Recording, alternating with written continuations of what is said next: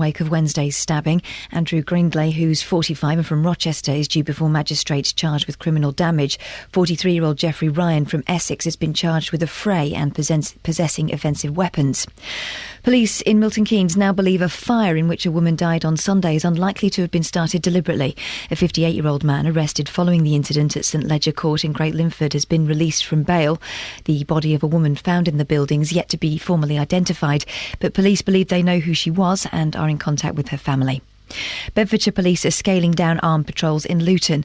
In the last few days, 14 people have been arrested in connection with a recent spate of gun crime. Chief Superintendent Mark Turner says safety in Marsh Farm and Lucy Farm is still a priority. The armed police patrols that people saw the images of on the TV and the media, they have been scaled back. We still have a high-profile police presence. That's utterly important to make sure reassurance is there, and we review that on a daily basis to make sure we've got it right. Preparations are being made ahead of the Luton Carnival this weekend, which is expected to see around 50,000 people visiting the town on Sunday. Bedfordshire police say there will not be an excessive police presence despite a recent spate of violent crime in Luton. There'll be around 140 officers on duty throughout the day, supported by the British Transport Police at the railway station. The Children's Commissioner for England says there's compelling evidence that exposure to pornography influences children's attitudes to relationships and sex. In a report published today, Maggie Atkinson calls for sex education lessons to include discussion about access to pornography. In sport, Bedford will have to overturn a 9-point deficit if they're to win the Championship playoff final. The Blues lost the first leg at home to Newcastle last night by 18 points to 9. The weather, cloudy, wet and blustery with a top temperature of 10 degrees Celsius, that's 50 Fahrenheit. Get the latest news and sport online at bbc.co.uk/3 counties. So, I'm not going to tell you what I did last night, Catherine. Good. But I was sat there thinking I am better off than any king in the world. I was having the perfect evening. Right. Don't. We were. And I was wondering, what would your perfect evening be? Oh, I kind of had it. Shall I speak to you in a bit? Yes.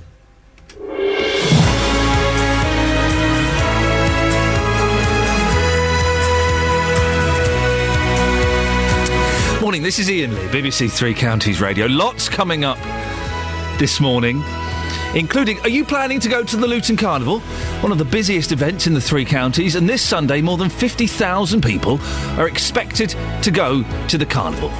But some locals have told us they won't be going because of recent problems in the town. Are they wrong to feel like that? Will you be going to the carnival this weekend? And we've got more details of the 6 new free schools that have been proposed for the Three Counties. It's an idea that seems to have taken off with 102 planned nationally. But are free schools really a good idea? And what's your idea of the perfect evening? Nothing mucky, please. I'll tell you why my evening was so good last night. Facebook.com/BBC3CR. Send me a text, 81333, start your text 3CR, or give me a call, 08459 455 555. Across beds, hearts and bucks. This is BBC Three Counties Radio. Tributes have been paid to the British soldier murdered in a suspected terrorist attack in London. Drummer Lee Rigby was 25 from Greater Manchester and the father of a 2-year-old son. The 2 suspects shot by police were known to the security services, one a Muslim convert originally from Essex. Lieutenant Colonel Jim Taylor is the commanding officer of the 2nd Battalion, the Royal Regiment of Fusiliers. Lee was a dedicated and professional soldier, proud to wear the hackle and cap badge of his regiment. He was a real character within the 2nd Fusiliers. He was at the heart of our corps of drums and had taken part in many ceremonial events.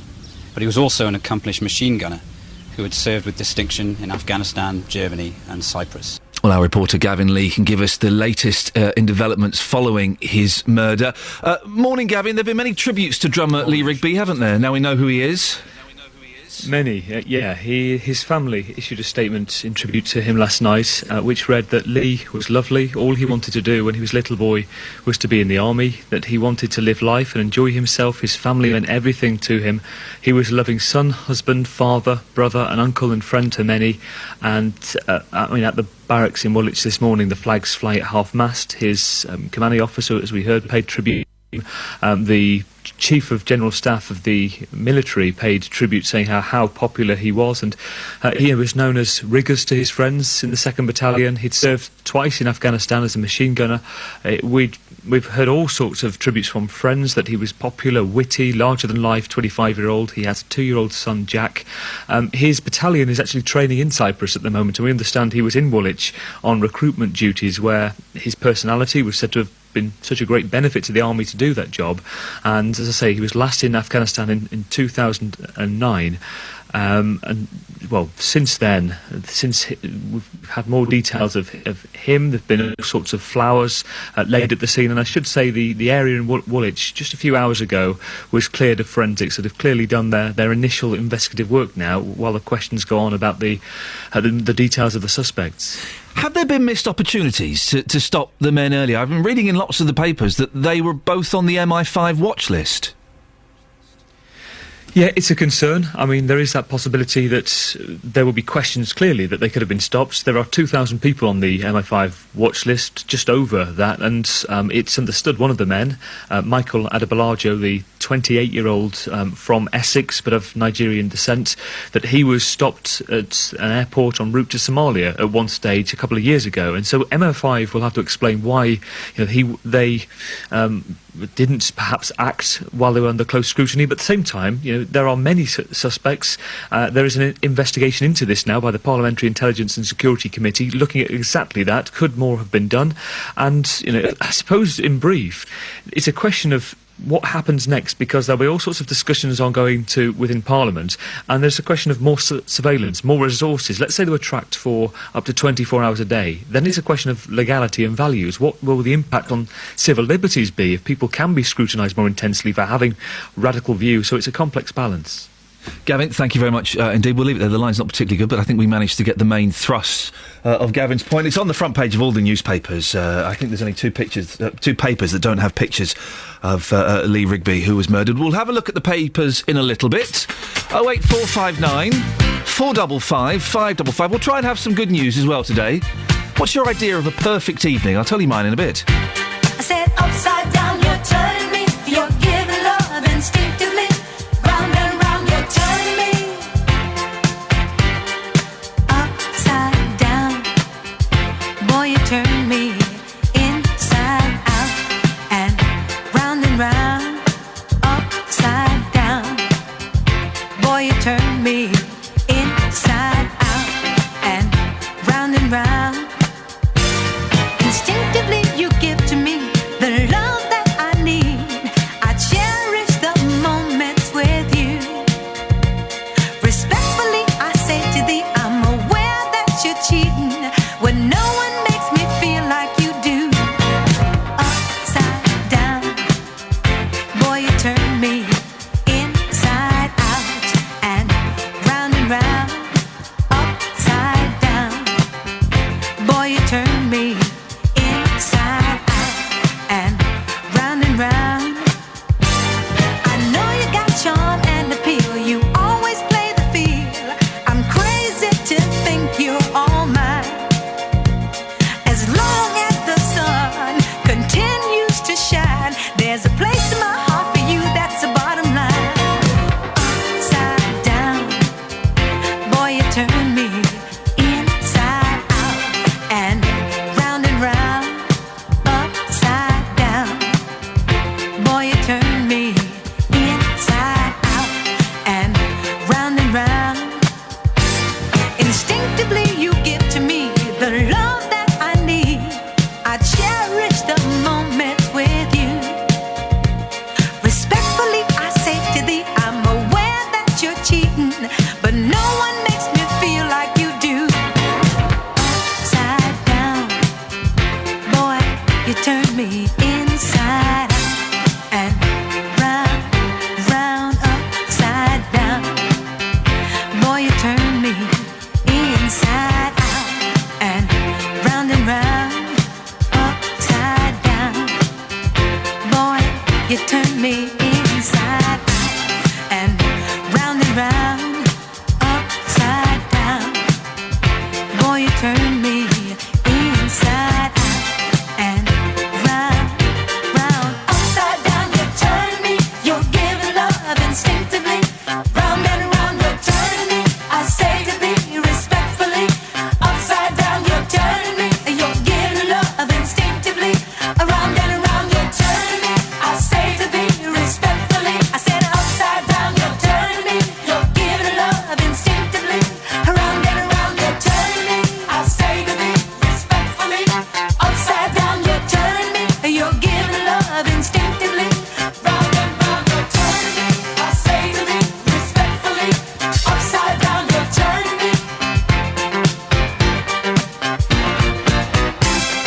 Catherine Boyle took us down to toilet level, she did. Filth. What is she doing working here? I use the word working in italics because... I was asking, what's your perfect evening? Last night, I had a lovely day yesterday. My boy had 2 injections. No, that's not what made it so lovely. That bit was horrible. That bit was quite upsetting. But then to make up for it, I went out, I took him out, me and him on our own for the first time in ages. He had noodles for the first time. He used chopsticks for the first time. He's only 3. They give you in this restaurant we went to, they give you like kiddie chopsticks. Brilliant, that kind of stick together. He was using chopsticks. And he didn't think the spicy sauce was too spicy. He enjoyed it. And then we went swimming. And his arms were fine, but every time I'd mention the doctors, he'd suddenly go, "Oh, my arm, Dada, my arm! Oh, I did an Octonauts comic." Anyway, so I had a lovely day. But then I was at home, just having... I had one of those kind of moments where I stepped out of my body and looked at myself and thought, yeah, this is the perfect moment, OK? This is you living the dream. Now, have a listen to this. This might not be your idea of a perfect evening, but this was mine, OK? I had the living room all to myself. I was sat in my pants. I could stop it there and it would be the perfect evening for some of you, wouldn't it? Steady. I had 2 Domino's pizzas. No, I tell you why. It was buy one, get a second one for £1. Who can refuse that offer? And I didn't even eat all of the second one, but I couldn't refuse that. 2 pizzas, and I was watching Watchdog on the Sky Plus. I was living the dream. I love Watchdog. It's my favourite programme, And I'm there. Pants, 2 pizzas, one of which cost me £1. I'm watching Watchdog. Matt Allwright was chasing dodgy wedding dress salespeople. All the naughty people. Women were in tears. It was the perfect evening. Orange got a bit of a bashing. 2 stories about them. All naughty. One gentleman got a phone bill for £136,000. I know! Now you see why it was so good. So, that's my perfect evening. Sat in my pants, the kids are in bed, 2 pizzas, one of which cost me £1, watching Watchdog on the Sky Plus. So I can fast forward through the bits that sports bloke is doing. I'm not so keen on him. It's all about Annie and Matt for me. So I want to know, what's your idea of a perfect evening, please? 08459 455 555. Hey, listen, if you agree with me, if what I've just described sounds fantastic, well, when can we get together? When can we hang out? Because I wouldn't mind sharing that with you. 08459 455 555 is the telephone number. You can send me a text, 81333. Start your text 3CR. I don't know what Justin's up to this morning. He's talking to people about the carnival, I think. We'll get him to ask as well. Justin, if you're listening, can you go and ask people what their idea of a perfect evening is, please? Right. Bit of this. Travel news for beds, cards and bugs. BBC Three Counties Radio.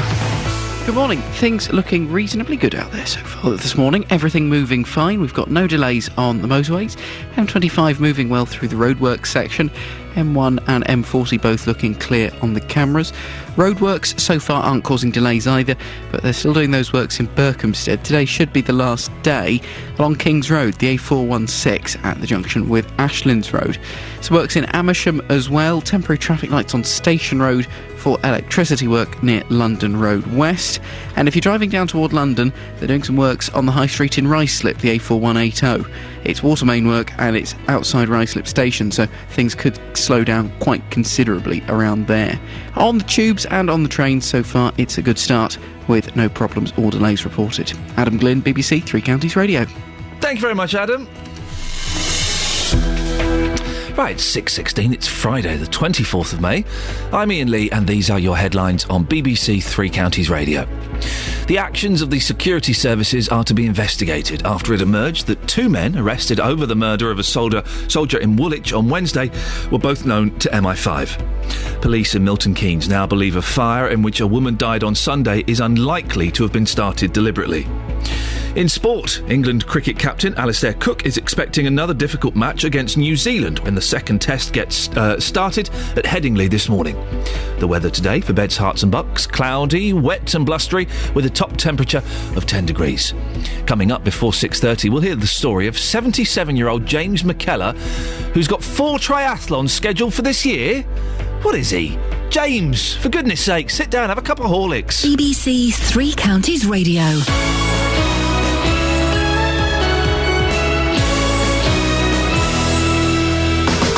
Bank Holiday Monday on BBC Three Counties Radio. From 6. Iain Lee. I'll be looking at the news of the day and talking about Watford's chances in that all-important Championship playoff final. From 9. Tim Wheeler. Yes, I'll be here with all the day's top stories, plus some cracking guests, a little bit of news, and a little bit of nonsense. From 12. Three Counties Sport. We'll be live at Wembley for the build-up, inside and outside the stadium, and then, of course, commentary at 3 o'clock. Bank Holiday Monday on BBC Three Counties Radio. 08459 455 555. What's your idea of a perfect evening?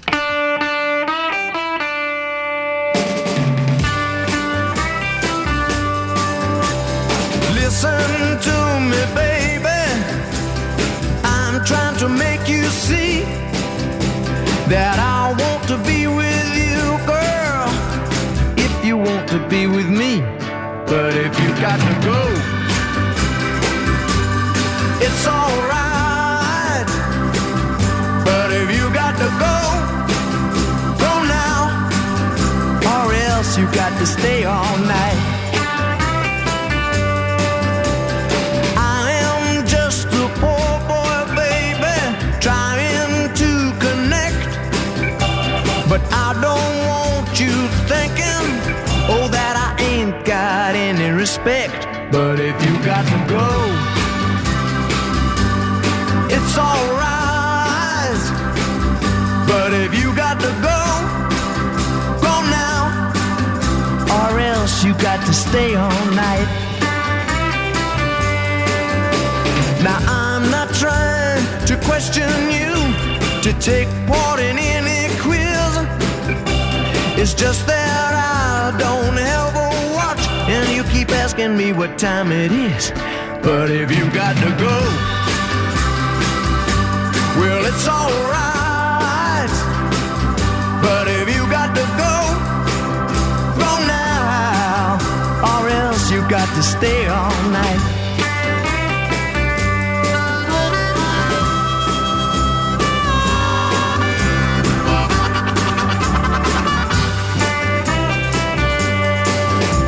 Now I don't want to make you give anything you never gave before. It's just that I'll be sleeping soon. It'll be too dark for you to find the door. But if you got to go, well, it's alright.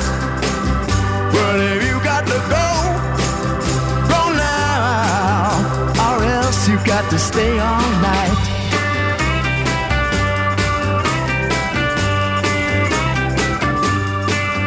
Morning, Iain Lee, BBC Three Counties Radio. You can give me a call any point during the show. Look, now is an excellent time with all but one of the lines free. 08459 455 555. Now, what kind of sporty things do you do? Maybe you do go swimming every now and then. Perhaps you ran in the Milton Keynes Marathon a few weeks ago. Well, there's one gentleman who lives in Milton Keynes who's a triathlete who was given just 5 years to live unless he gave up drinking. That was in his 50s.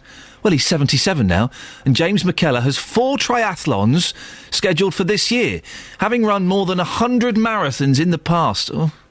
McKellar, who raises money for the Macmillan Cancer Charity, has been talking to our reporter, Ewan Duncan. This is what they call a carbon fibre bike, supplied to me as a sponsorship by Corley Cycle. I'm in their triathlon team. I'm their light mascot, the 77-year-old mascot, against all the other elite triathletes. Great guys and ladies, and the support I get from Corley enables me to compete in triathlon in my age group. The bike, it's a speed machine, I suppose. As I say, it's carbon fibre. You can actually pick it up with 2 fingers. It's that light. But it does need some good pedal power to compete in triathlons against these speed merchants. You mentioned your age group. It has to be said it's an unusual age group. 75 to 79. There are one or two more, I believe, coming through. This Sunday I'm competing at Grendon Lake in a sprint, which is a first season warm-up triathlon. With the gear I've got and the training I've done through the winter, I'm hoping to do a personal best. My wife Lillian, who's got myeloma cancer, was diagnosed in February, which is a part of the challenge that I'm doing for Macmillan Cancer Support, which we have from their unit at Milton Keynes Hospital. They're keeping her alive and they're motivating me, and I want to do something in return to pay them back. And we're talking triathlons now, but before that, you were pounding the roads, weren't you? Again, for charity, my motivation is to show people that age is no limit. My wife Lily is my inspiration. She crawls out of bed and pulls herself together with her disease. We're both fighting it, and with a lot of help and support from family, Macmillan, neighbours, and the local community in Milton Keynes, we're optimistic we're going to keep it at bay. How many marathons did you run? Over 100 in a period of 20 years. Including the London Marathon? 20 consecutive times, yes. I ran with the Milton Keynes Athletic Club for years. I'm still a member of them. I did my last London last year, my 20th. Then you decided to switch to triathlon, and there was a little bit of a problem there, wasn't there, with one of the disciplines? It still is. I think even the elite athletes like Tim Dunn, who's at Milton Keynes Triathlon, they all admit to having one weak discipline. I've got two. One is age, and the other is I didn't learn to swim properly on the front crawl till I was 74. I'd kitted myself out with the help of a friend called Jackie Maycock, who was a channel swimmer and a member of Team MK. We went and kitted myself out and then realised at the end that I couldn't swim. So it's taken me now 2 years to get to a position where I can compete with a bit of laughter from the spectators, but I hope to look far more competent this time because the competition is hotting up. So you learned to swim at 74 and you're now able to compete in triathlons in a matter of no time at all, really? Well, I do a sprint triathlon in just over 2 hours. There are a few people listening, the top elite might giggle at that, but no, they don't. They do it in half the time. I hope to get sub 2 hours this Sunday. I will get sub 2 hours this Sunday. And there's been a lot of effort. I've worn myself almost to breaking point over the winter. I've had a few downs, but again, with this challenge for Macmillan, that's my motivation. Which of the three disciplines do you enjoy the most? Is it the running because of the marathons, or are you not bothered now you're established? Last year I was quite conscious of having to get into the lake to start to swim. It's still a strange environment for me, but again, through practice and through the help of my coaching, which I've had, I don't feel as apprehensive. I feel quite positive, but it's taken a long time of practice in the pool twice a week to get to that stage. Well, that's our reporter Ewan Duncan speaking to 77-year-old Milton Keynes triathlete James McKellar. We can speak now to Emma Soames, who's editor-at-large of Saga magazine. Good morning, Emma. Good morning. Surely your advice to someone like James would be sit down, have a cup of tea and stop it. Stop your nonsense. Absolutely not. I think it's absolutely admirable what Mr. McKellar is up to. I mean, it's such a wonderful story. And as he said towards the end of that very interesting and rather exhausting to listen to interview, that's Ewan style. I get tired just listening to it. He says the competition is hotting up. And I think in that age group, more and more people are taking to what I would personally describe as extreme sport. So would I. I was sat at home last night eating pizza, and then I come in and listen to someone like James. I know. I know. Well, I'm talking to you sort of lying in bed. Oh, I say, and Emma. I should think anybody who is training for a triathlon has been out pounding the streets for at least an hour. I'm sure they've yes, they have. Emma, have you covered similar achievements by slightly more mature people? Well, yes. There was the amazing Mr. Singh, who finally hung up his running boots after goodness knows how many years, who completed the marathon last year at over 100. Sorry, he was 100 years old? Yes.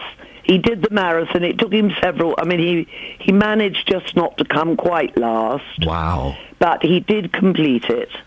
And then there is a guy called Peter Friedman who ran his 20... Well, these are people, of course, doing marathons. Yes. But he did his 20th marathon at 88 this year. Oh, my goodness.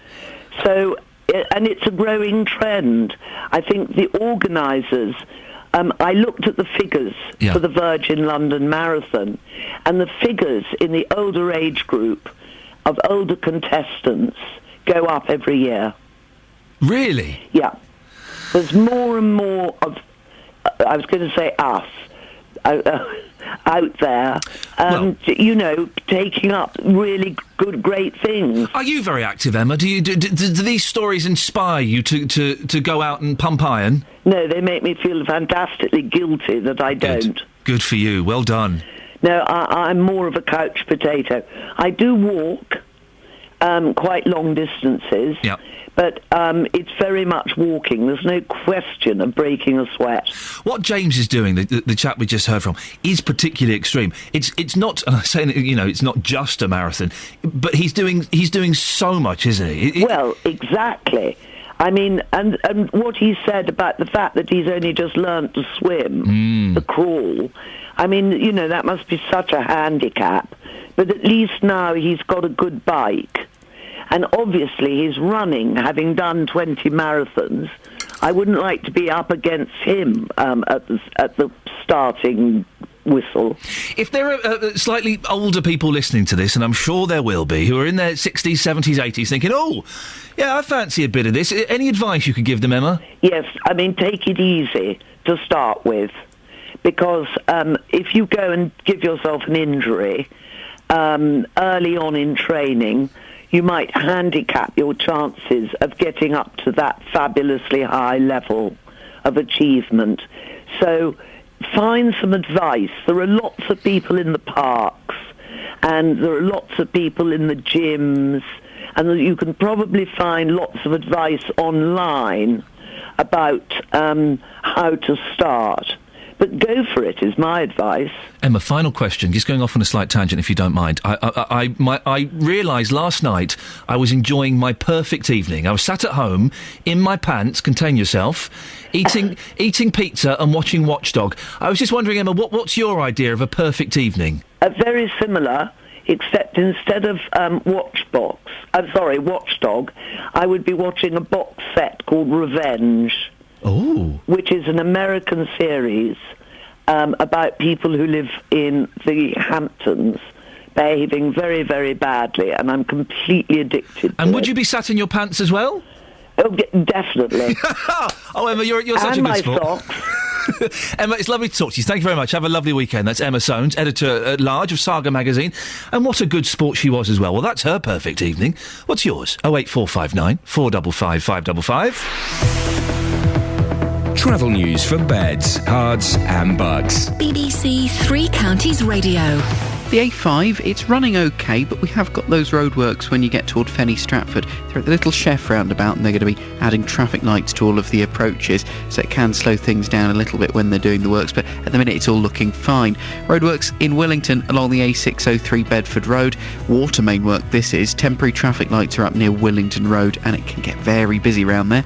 In Aylesbury, the Mandeville Road has temporary lights for works near North Drive through for another few days, essentially through till the end of this month. Speed sensors aren't picking up too much so far this morning on the roads. Things are looking good along the M1, and just checking the cameras on the M1.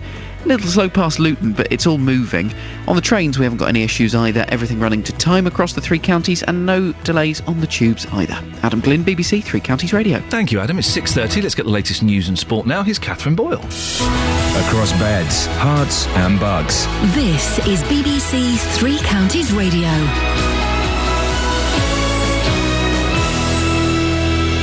Good morning. The headlines. The actions of the security services are to be investigated after it emerged that the two men arrested over the murder of a soldier in Woolwich on Wednesday were both known to MI5. Police in Milton Keynes now believe a fire in which a woman died on Sunday is unlikely to have been started deliberately. And Bedfordshire Police are scaling down armed patrols in Luton following the arrest of 14 people in connection with the town's recent spate of gun crime. Three Counties Sports. BBC Three Counties Radio. Bedford will have to overturn a 9-point deficit if they're to win the Championship playoff final. The Blues lost the first leg at home to Newcastle last night by 18 points to 9. Bedford winger James Stevenson remains optimistic despite that defeat. We carried so well and we made Newcastle suffer a little bit, and we nearly scored right at the end, so I think that's a positive to take into the game in the second leg. Watford manager Gianfranco Zola has a fully fit squad to choose from for the Bank Holiday Monday Championship playoff final against Crystal Palace. The Hornets have had a 2-week break since their last game, and Zola says the squad is refreshed. The mood has been excellent in the days that we've been away, and we trained today, we trained yesterday, and it was excellent. Really, can't complain. Everything is going in plans. Sergio Garcia eagled the final hole of his first round at golf's PGA Championship at Wentworth to register a level par 72, 6 off the lead held by South African James Kingston. Buckinghamshire's Luke Donald had a disappointing start to the defence of his title. He shot a 6 over par 78, while Rory McIlroy finished his round 2 over par. For the first 12 holes, it was really good golf and very solid, and I just got on a run and I couldn't get off it. I don't know what I can put it down to. It's just a matter of maybe not letting the bad shots affect me as much. But yeah, I don't know. England cricket captain Alistair Cook is expecting another difficult match against New Zealand when the second test starts at Headingley this morning. His side have a 1-0 lead in the series after winning the first test by 170 runs at Lord's. And that's your latest news and sport. More from me at 7. Across beds, hearts and bucks. This is Iain Lee. BBC Three Counties Radio. This is Iain Lee, BBC Three Counties Radio. Lots to talk about this morning, including Luton Carnival. Are you going to go? Always a huge event.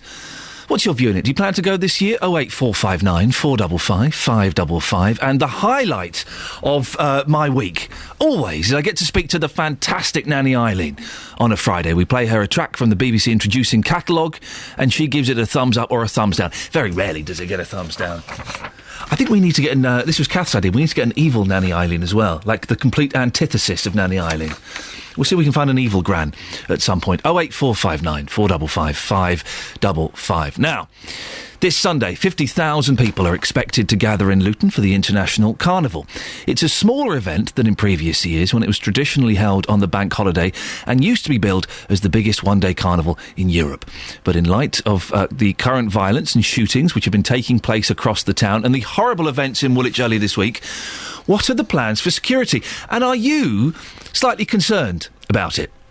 Well, in the studio now is Councillor Mike McMahon. Mike, sorry, how do I say your last name? McMahon, sorry. I'm not a councillor, I'm one of the officials. I'm a paid official. So. Well, you're a paid official. Yes, okay, I've been practicing your name all morning, knowing I would stumble across it when push came to shove.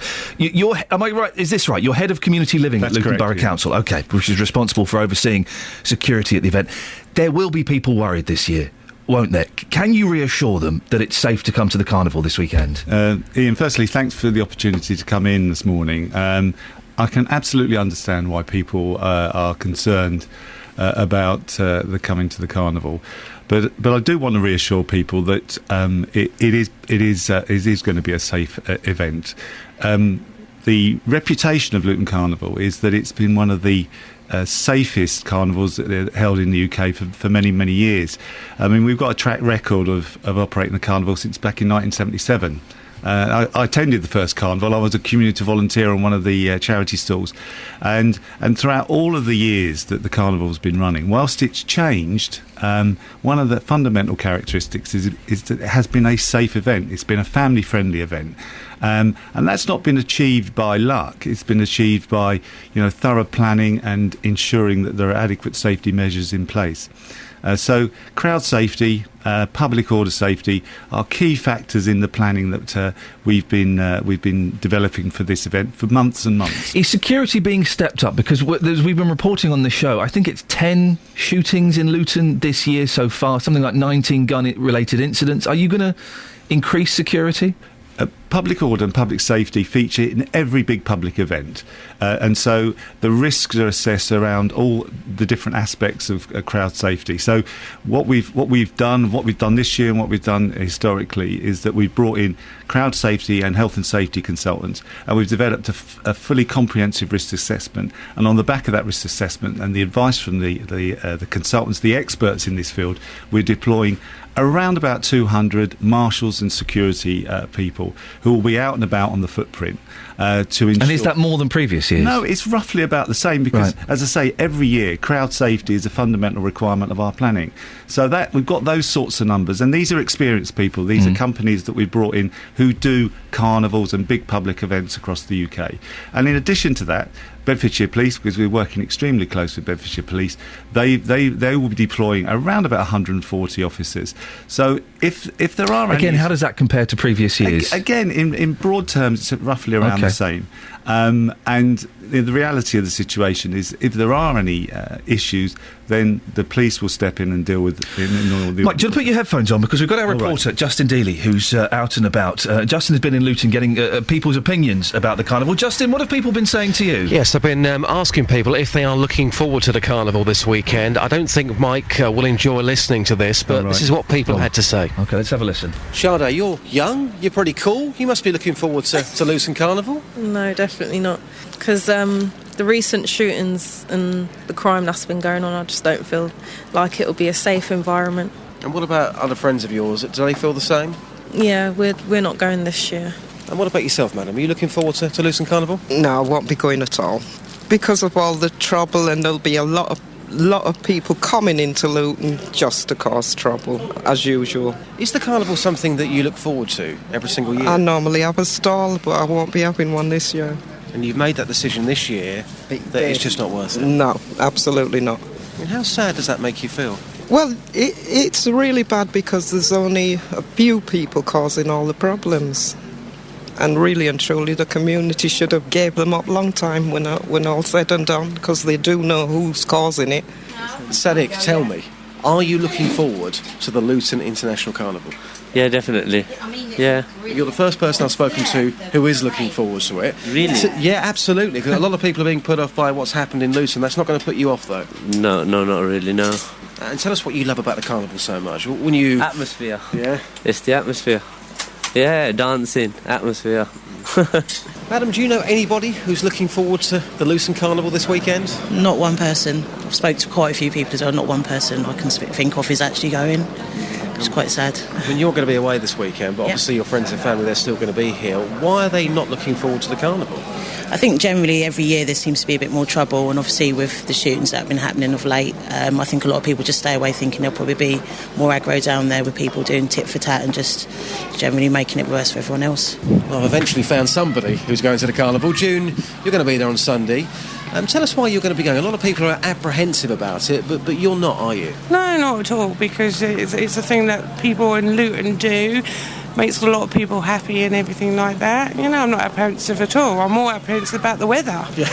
Do you know what I mean? I don't want to get soaking wet. I hope it's up the sunshine. Well, Justin, that's I've got to ask you, because sometimes we get accused of making things look how we want. Is that a fair sample of people you spoke to? Absolutely. Did you edit that to make it sound like that? Well, no, not at all. Right. I've got more pieces as well of people who say, again, they won't be going to the carnival. Now, I'm sure that Mike could argue that's a small percentage of people. Yes, it is, but those people clearly concerned. One lady, she's had a stall there for years. This year, she won't be doing that. And I think, again, by Mike saying this morning that security will roughly be the same as last year, that certainly won't reassure people to come out this weekend for the Luton Carnival. 10 shootings this year is what everyone's talking about, and these people are concerned about it.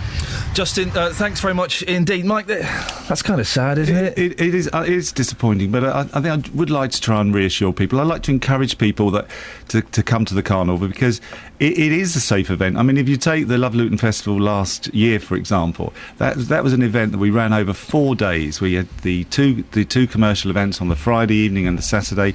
We had the Mela in the park all day, and we had a carnival procession before the Olympic torch arrived. We had one arrest that weekend, and that was a huge event with all sorts of potential risks, but I think it illustrated that we planned for it well, we had the right levels of security, and it was a safe event. And I would seriously encourage people not to be concerned about safety, because public order and public safety is what we do, and the Luton Carnival is a fantastic spectacle, and it's actually going to put Luton on the map with a really positive outcome. There are hundreds and hundreds of young people who have been preparing for months for this, developing their fantastic costumes, and it'd be a great pity if people did stay away. The other thing I'd like to say, because one of the people interviewed mentioned about people coming to the town. I mean, what we've done this year, partly to respond to some of the concerns about the event attracting people from outside, is that we've been promoting it very much in the locality. So we're not expecting huge numbers to be travelling up from London. So it's got more of a local feel. All the bands that are featuring in the parks and the sound stations are local talent. So there's a big local element to it. And the numbers of people that we've got around the footprint and with the police, it will be a safe event, and people should come and enjoy. And let's get Luton on the map with a positive story for a change, which would be great. Well, yeah, I agree. I hope it does run smoothly and is the huge success that it has been in the past. And it does annoy me that it's a few idiots running around with guns and their gangs and whatever reason they're shooting each other that have scared people like that. But can you understand why those people are slightly nervous? Absolutely. I mean, I live in the town, and I don't just work for the council. I live in the town, and I can absolutely understand it. But this is a family-friendly event. There's going to be hundreds of children. There's going to be some fantastic costumes. There's going to be some great bands, and we've been running it since 1977, and it's been a low-crime event. And with all the planning and contingency plans in place with ourselves, with the security firms and Bedfordshire Police.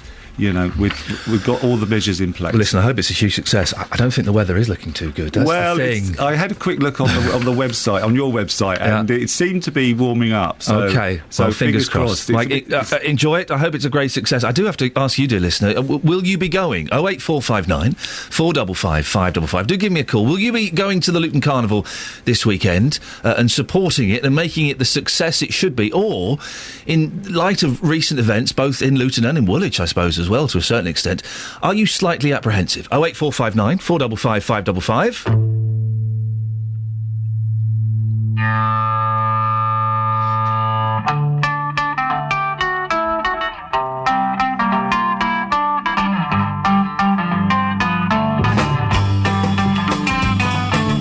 Baby's good to me, she's happy as can be, she said so. I'm in love with her and I feel fine. Baby says she's mine, she tells me all the time, she said so. I'm in love with her and I feel fine. I'm so glad that she's my little girl. She's so glad she's telling all the world that her baby buys her things, he buys her diamond rings, she said so. She's in love with me and I feel fine.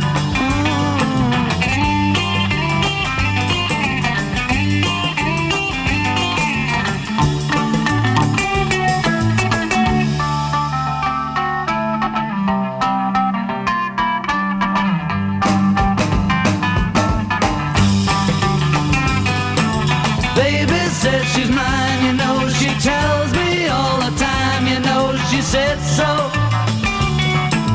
I'm in love with her and I feel fine. I'm so glad that she's my little girl. She's so glad she's telling all the world that her baby buys her things, he buys her diamond rings, she said so. She's in love with me and I feel fine. She's in love with me and I feel fine. Oh. So will you be going to the carnival this weekend? You think, oh, for goodness sake, stop banging on about these shootings and what happened in Woolwich. It'll be wonderful. It'll be a joyous celebration of life and culture and food and music and all those kind of things. Or are you thinking, actually, do you know what? Normally I would consider it, but in light of recent events, both in Luton and elsewhere, I'm probably going to give it a miss this year. 08459 455 555. Travel news for beds, cards and bugs. BBC Three Counties Radio. It's been a pretty decent start out there, actually. No major issues on the roads. Looking at the M40 on the cameras right now, and as you come down toward London, things are looking good. No delays in and around High Wycombe yet this morning either. It works in Aylesbury, though. The A41 temporary lights are up for water main work at the junction with Berrylands. The A6 in Bedford, they're still doing some roadworks near London Road, the A600. In Shefford, Stanford Road has works, meaning temporary traffic lights at Lucas Way. On the trains, again, a good start to the day. We haven't got any cancellations on the departure boards, nothing running more than about 2 or 3 minutes late across the three counties either, and routes in and out of London on the rail looking absolutely fine. No delays on the tubes. Adam Glynn, BBC Three Counties Radio. Thank you, Adam. 4 comments on the Facebook page so far about the Luton Carnival, all of them negative. Question is, are you planning to go to the carnival? Pat, D, Petey and Darren all say no, and Darren says no, I don't want to get shot or stabbed. 08459 455 555. Right, 6:47, it's Friday, the 24th of May. I'm Iain Lee, and these are your headlines on BBC Three Counties Radio. The actions of the security services are to be investigated after it emerged that the 2 men arrested over the murder of a soldier in Woolwich on Wednesday were both known to MI5. Bedfordshire Police are scaling down armed patrols in Luton following the arrests of 14 people in connection with the town's recent spate of gun crime. In sport, New Zealand must beat England in the second Test match starting at Lord's this morning to square the 2-match series following defeat at Lord's in the first Test. Coming up before 7 o'clock, it's literally the highlight of my working week. My adopted nanny Eileen comes on, chats to me about greyhounds and Formula One, and then she reviews the BBC Introducing Track of the Week. If you've not heard it before, it's an absolute joy. We'll speak to her after we get the latest weather with Georgina Burnett. Beds, Herts and Bucks weather. BBC Three Counties Radio. Good morning. Well, it's good news for the bank holiday weekend, but not so good for today. So a cloudy day with rain, which will be heavy and persistent at times, with even some hail and thunder mixed in again. So rather unpleasant, coupled with some strong winds as well. Not great driving conditions if you are planning to head out for the bank holiday weekend. Temperatures only reaching 7 to 9 degrees Celsius today, so a good 10 degrees below what it should be for this time of year. Now, tonight, there will be some showery rain to start off with, but that should start to ease towards the end of the night, leaving us with a dry, cold end to the night, and the winds dropping as well, with temperatures dipping down to 2 degrees Celsius. Tomorrow we'll have a largely dry day with some cloud, but also plenty of sunny spells, feeling a lot warmer with lighter winds, a lot more pleasant altogether. Temperatures reaching 16 degrees Celsius. And then Sunday is looking like a mostly dry and bright day as well. Monday also dry for most of the day, although cloud will increase as we head towards the evening, and it becomes unsettled as we head into Tuesday. So not so great today, but looking good for the weekend.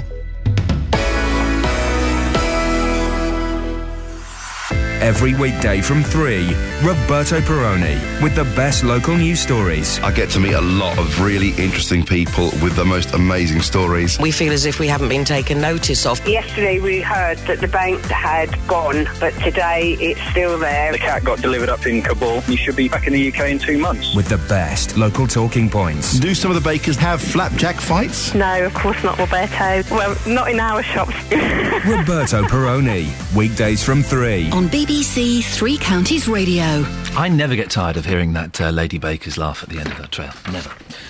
08459 455 555 is the phone number. You can give me a call if you want, but right now it's the highlight of my week. It's my favourite guest. I haven't got any living grandparents. Very sadly, they passed away.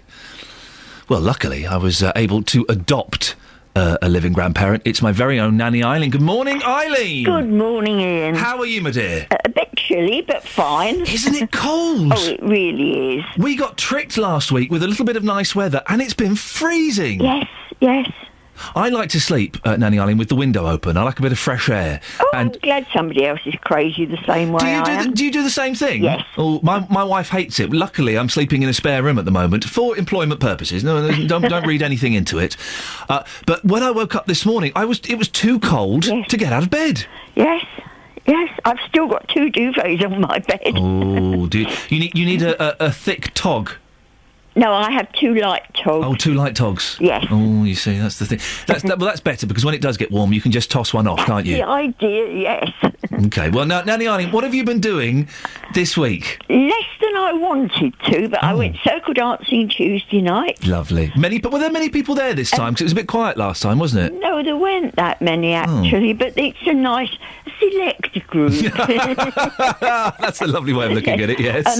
And then yesterday we went for a rather chilly, rather wet walk on the heath with the dogs, but it was beautiful. Why do you bother? Oh. Why do you bother? If you knew how beautiful these dogs were. Let them go out on their own. They'll find their way back if they want to. Won't they? I love their company. In fact, I think I like most dogs more than I like some people. I don't. Can I say this, then? I'm very reluctant to enjoy the company of people these days. It's animals all the way. Yeah, they're so. It's just unconditional love from a dog, isn't it? Yes. I'm a cat person, but never mind. Let's not fall out. Yes. Now, listen. Last night was my perfect evening. Right? Yes. Sat in my pants. Yes. 2 pizzas. One of them only cost me £1. Wow. I was watching Watchdog on the video. Yes. And I just thought, this is it. This is wonderful, Ian. It doesn't get any better than this. And I was just wondering, Nanny Eileen, what's your idea of a perfect evening? Well, yesterday was fine because I was so cold when I came in. I was going to go out drumming, but it was too cold. Yep. So I sat and watched Andre Roux and his twinkling eyes and the music and the colourful... I just loved it. Hang on a second. Now, for those who don't know, he's a musician, isn't he? A violinist. But the first thing you mentioned wasn't his violin skills. It was his twinkling eyes. He's cute. For goodness...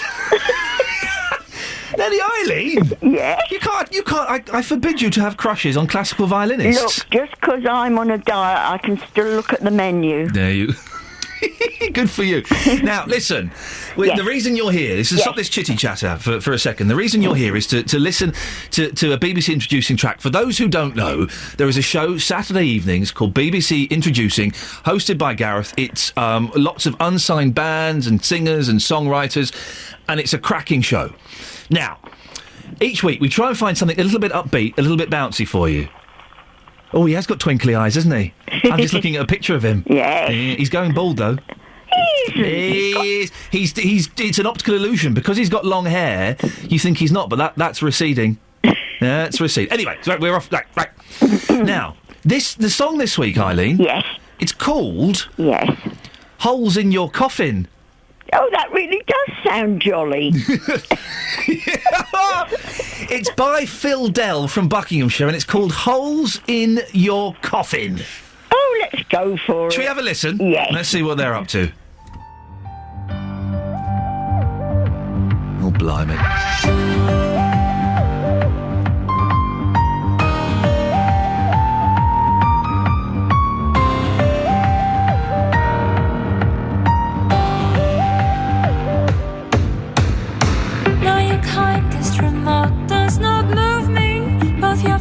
And your heart do not suit me.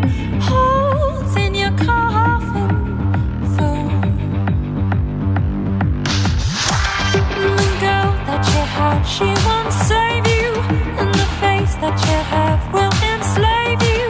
Holes in your coffin, prove nothing less will do.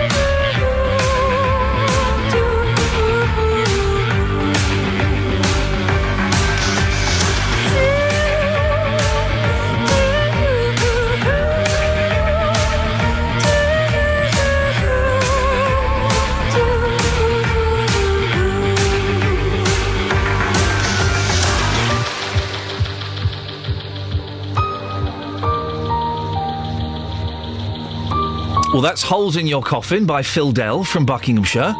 It's our BBC introducing track of the week. I could give you my opinion, but that's irrelevant at a moment like this. There's only one opinion that counts now. It's BBC Three Counties' very own Simon Cowell. It's Nanny Eileen. Well, Nanny Eileen, you heard the song there. Yes.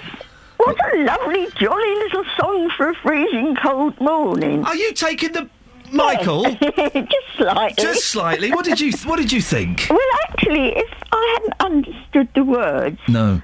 It would have been a lovely song. Yeah. I loved the music. I loved her clear voice. And the lyrics were, well, not exactly cheerful, were they? Eileen, listen, I give you full permission. If you didn't like it, you can say you didn't like it. But that's the thing, I did like it. Right. I liked the rest of it. It was just the words I didn't like. Yes, OK, so I did like that haunting piano sound. Beautiful. Beautiful. Absolutely. OK, now, but be honest, some people have criticised you. I've got to say this. That's fine. But I know you can take this, you're a grown lady. Some people have criticised you for being too nice. Oh. so honest. I want I'm not honest. Really. No, I know your dark side. And thank you again for my lovely letter. Your marks out of 10, honestly, please. Well, I'd give it 5 out of 5 because I loved the music. 5 out of 5. Let me extrapolate that. That makes 10 out of 10. Eileen. I mean, 5 out of 10. 5 out I'm of sorry, 10. it's dull. No. It's the cold weather. It dulls your brain at my age. 5 out of 10. Well, there we go. That's for Phil Dell. Holes in Your Coffin from Buckinghamshire. And finally, Eileen, I believe it's the Monaco Grand Prix this weekend. Are you going to be watching that? Of course I will. Now, I've just had this explained to me. Yes. This is the car race where they're in a town, so that they're not allowed to overtake. No, actually, I find it the most boring one of the lot because once they're in line, unless they biff into the back of each other or break down, it does get a bit tedious. I find. I mean, that's just my view. Well, what's the point of it then? If you can't overtake, there's no room to overtake. Yeah, but then other things do happen. I mean, you know, they're. Well, I wasn't thinking of that. I was thinking of the wheels degrading and various technical things happening. You know, it's quite clever. Degrade me, wheels. Eileen, we have to go. Listen, lovely to talk to you, my dear. Take care. And you have a lovely weekend. Lovely weekend. Thank you very much. See you later on. That's Nanny Eileen there. 08459 455 555. Travel news for beds, cards and bugs. BBC Three Counties Radio. I love that Nanny Eileen is an F1 expert. She loves it. Degradation. It's brilliant. I'm going to be watching that. Yeah, no, it's not that they're not allowed to pass, it's that they struggle to pass because it's really narrow. Oh, I see. I still won't be watching it. Fair yes. enough. M25 anti-clockwise. Well, people are passing each other absolutely fine there at the minute. It's slow, though, from the M1 to the A41, and busy as well between Maple Cross and the M40. Amptill Road in Bedford, they're doing some roadworks, so temporary traffic lights are up at the junction with Race Meadows Way. That's the Interchange Retail Park roundabout through there. And the High Street in Chalfont St Peter is still closed off for works around the junction with the A413. Trains and tubes so far this morning running fine. Adam Glynn, BBC Three Counties Radio. Thank you, Adam. Coming up in the next hour of the show, Luton Carnival this weekend. Will you be going? Well, so far, everybody on Facebook has been very, very negative. We're struggling to find anybody that wants to go. Will you go? Here's the news with Catherine. On FM, AM, online and digital radio. This is BBC Three Counties Radio.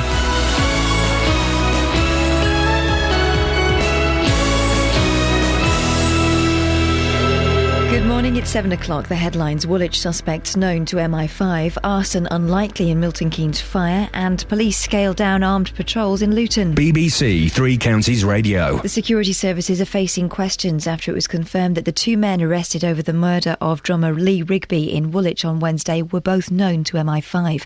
Our correspondent Ben Ando has more. Both of the alleged Woolwich attackers were on the files of the UK's domestic security agency MI5, but not considered a high risk. Little is known about the youngest, 22-year-old Michael Adebowale, whose name has emerged overnight, but 28-year-old Michael Adebolajo was understood to have been associated with the radical group Al-Muhajirun, which was banned 3 years ago. Yesterday, David Cameron promised an investigation by the Parliamentary Intelligence and Security Committee, but Richard Barrett, a former head of counter-terrorism at MI6, says there are thousands of extremists and it's impossible to keep constant tabs on them all. 2 men are set to appear in court after attacks on 2 mosques in the wake of Wednesday's stabbing. 45-year-old Andrew Grindley from Rochester is charged with criminal damage at a mosque in Gillingham, and 43-year-old Geoffrey Ryan from Essex is accused of affray and possessing offensive weapons following an incident in Braintree. Police in Milton Keynes now believe a fire in which a woman died on Sunday is unlikely to have been started deliberately. A 58-year-old man arrested following the incident at St Ledger Court in Great Linford has been released on bail from his bail. The body of a woman found in the building has yet to be formally identified, but police believe they know who she was and are in contact with her family. Bedfordshire Police are scaling down armed patrols in Luton. In the last few days, 14 people have been arrested in connection with a recent spate of gun crime. Chief Superintendent Mark Turner says safety in Marsh Farm and Lucy Farm remains a priority. The armed police patrols that people saw the images of on the TV and the media, they have been scaled back. We still have a high-profile police presence. That's utterly important to make sure reassurance is there, and we review that on a daily basis to make sure we've got it right. Preparations are being made ahead of Luton's Carnival this weekend, which is expected to see around 50,000 people visit the town on Sunday.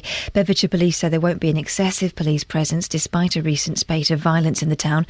There'll be around 140 officers on duty throughout the day, supported by the British Transport Police at the railway station.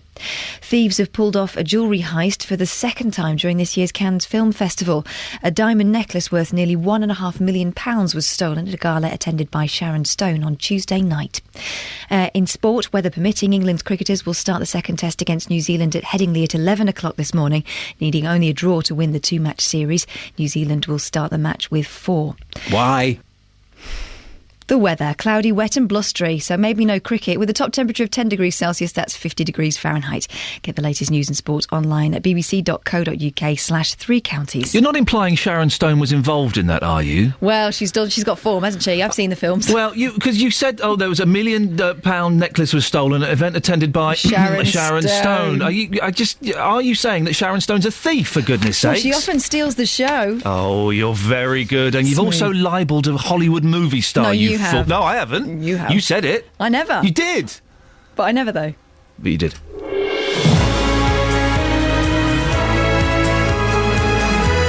Just for the record, I do not think Sharon Stone stole £1 million necklace from Cannes, OK? But Catherine Boyle does. Morning, this is Iain Lee, BBC Three Counties Radio. Lots to talk about this morning. Always keen to get your opinions. I'll give you the details of how you can get in touch in a second. One of the busiest events in the Three Counties this Sunday. More than 50,000 people are expected to go to the Luton Carnival. Will you be one of them? Are you tempted to go? Or are you put off because of the recent problems in the town? And we've got more details of these 6 new free schools that have been proposed for the Three Counties. It's an idea that seems to have taken off with 102 planned nationally. But are free schools really a good idea? And my perfect evening last night, sat at home in my pants, 2 pizzas, 1 cost me £1, watching Watchdog on the video. Wonderful. It's all downhill from there. What's your idea of a perfect evening? Facebook.com/BBC3CR. You can text 81333, start your text 3CR, or you can give me a call 08459 455 555. Across beds, hearts and bucks. This is BBC Three Counties Radio. The face of the soldier hacked to death in a Woolwich street is on the front page of most of today's newspapers. Drummer Lee Rigby, who was 25, was killed by suspected Islamist extremists wielding knives and a meat cleaver. It's emerged that the security services were already aware of the 2 suspects. The Prime Minister insists that the murder of a soldier was a betrayal of Islam and the fault lies purely with what he called the sickening individuals responsible. While the Vice President of the Islamic Society of Britain, Julie Siddiqui, is among the many Muslim leaders who are condemning the killing. I would go as far as to say, really, there's no justification whatsoever at all. It doesn't matter what is happening anywhere in the world. Well, this is what the chairman of the Islamic Centre in Luton, Kadir Baksh, has to say. British foreign policy plays a huge part in what we saw happen yesterday. They have to take responsibility. I say that why? Because look at the statements that Killer said. He's blaming it all on foreign policy, and the same thing with all the people who were arrested in Birmingham and Luton for plotting and planning, etc. And it's all because of the British foreign policy of invading lands and taking them over and killing innocents over there. And also, my biggest and strongest proof of this is if you cast your minds back, before 2001, before Britain and America and the coalition invaded Afghanistan. Did we ever see or witness on our British soil such atrocities as we saw last night, or plots and plans by Muslims trying to, bomb this and bomb that, except we never had this problem before. Oh, we heard Julie Siddiqui saying there's no justification. That gentleman there, Qadir Baksh, the chairman of the Islamic Centre in Luton, seems to be implying that possibly there is a justification. Well, let's just remind ourselves about the man who died, 25-year-old Lee Rigby. Lieutenant Colonel Jim Taylor was his commanding officer in the 2nd Battalion, the Royal Regiment of Fusiliers. Lee was a dedicated and professional soldier, proud to wear the hackle and cap badge of his regiment. He was a real character within the 2nd Fusiliers. He was at the heart of our Corps of Drums and had taken part in many ceremonial events. But he was also an accomplished machine gunner who had served with distinction in Afghanistan, Germany and Cyprus. Well, Mark Lancaster is the MP for Milton Keynes North and a serving member of the Territorial Army. Mark, you are a serving colonel in the TA. You'll feel outrage along with the rest of the nation, but as a serviceman, what are your thoughts on what happened? Well, of course, it's very upsetting. As somebody who served in Afghanistan and Kosovo and Bosnia and other places, my heart goes out for the family. I've been a serviceman for 26 years, both full-time and part-time. And when incidents like this, it's impossible not to be sort of emotionally involved. The irony is, according to the front page of The Sun, Lee's girlfriend is in Afghanistan and he was worried about her safety. And then while he's at home in Woolwich, he's the one that gets brutally attacked. Yes, indeed. It's probably, it is irony, if that's the right word. But of course, we've had terrorist attacks in the United Kingdom before, long before Afghanistan. We had problems because of our involvement from Northern Ireland. So this is not new. This is something that we have experienced in the UK for many years, but terrorism takes many forms. But I think the key thing here is that the one thing the terrorists want to try and achieve is for us as a country to be divided. And we mustn't allow that to happen. If anything, this must unite us. And I think listening from many of the comments in social media, this event actually is bringing the country together, and that's what we must do. I don't know if you heard, just before you came on, Qadir Baksh, the chairman of the Islamic Centre in Luton, he seemed to be saying that, well, he was saying it was our foreign policy was responsible for this. Well, I don't think that's the case, and I think there could be many different reasons for this, and it's going to be very difficult to find out exactly how and why this happened quite so quickly after the event. But I think we need to reflect calmly, find out all the information, and certainly not have any knee-jerk reactions. But as I say, the key thing is that we as a nation have a sort of strong history of coming together at times like this. I think international support has been overwhelming, and we need to just be calm and look very carefully at how this event happened. And we saw some amazing acts of bravery, in particular the two women who approached the body of Lee, and one of them spoke to one of the killers. And I think the woman who spoke to one of the killers actually is European. But there is that kind of sense of bravery, and we won't back down, isn't there? Absolutely. I think you saw, in many ways, at a time of absolute tragedy, you saw the real character that this nation has got. And to see those events unfold really was, quite remarkable. And the actions of those women really are to be commended beyond all belief, really. Suggested by the Army yesterday that soldiers shouldn't be wearing their uniforms when they're out and about. I read in the papers this morning that David Cameron has overruled that.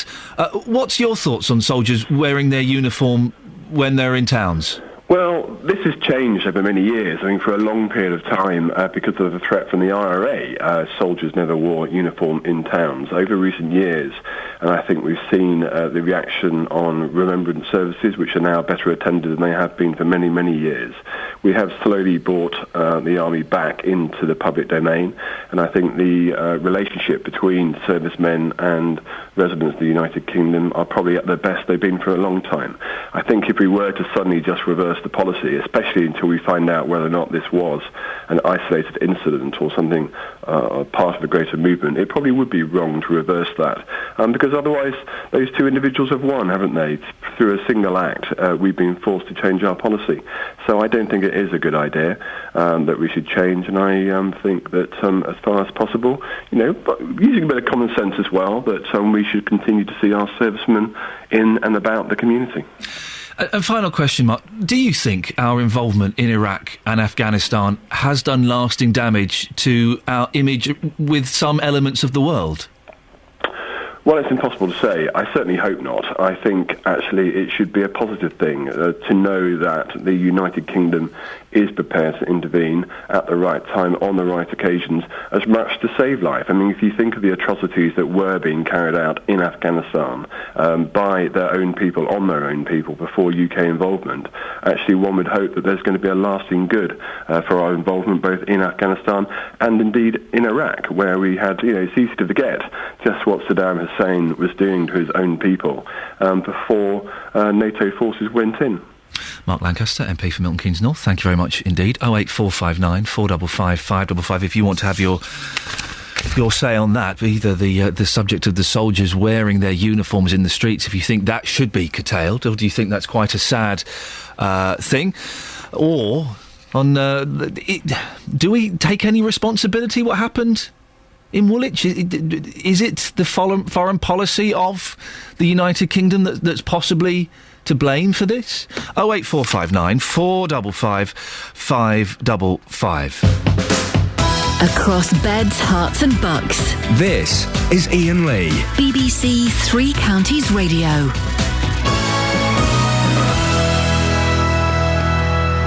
Well, Mark was there saying about how the incident in Woolwich is bringing people in Britain together. Well, it's had an effect on Help for Heroes. So we've got a statement from them. Of course, you remember Lee Rigby was apparently wearing a Help for Heroes T-shirt when he was murdered. Help for Heroes say, since the sad news emerged that a serving soldier had been murdered in Woolwich, Help for Heroes has been overwhelmed with people spontaneously showing their support for the armed forces. Our website is struggling to cope with this overwhelming reaction from the British public. This sudden surge of interest in the work we're doing to help the wounded and their families has taken us by surprise. We ask all our volunteers, fundraisers and donors to remember Lee Rigby's family, colleagues and friends. 08459 455 555. We're asking as well, and it's been a heavy week, hasn't it? So trying to lighten things up a little bit. Your perfect evening. Morning, Iain. Linny says, Iain, my perfect evening is sitting next to you in my pants eating half your pizza. And then she's done a semicolon, a dash, and a closed bracket. Oh, if you turn your head, it looks like a smiley face winking. That's clever, isn't it? You're not touching my pizza, Linny, all right? You're not touching my pizza. You can have maybe some of the cold scrag ends, but even those are sitting in my fridge waiting for me to have them for lunch today. Yes.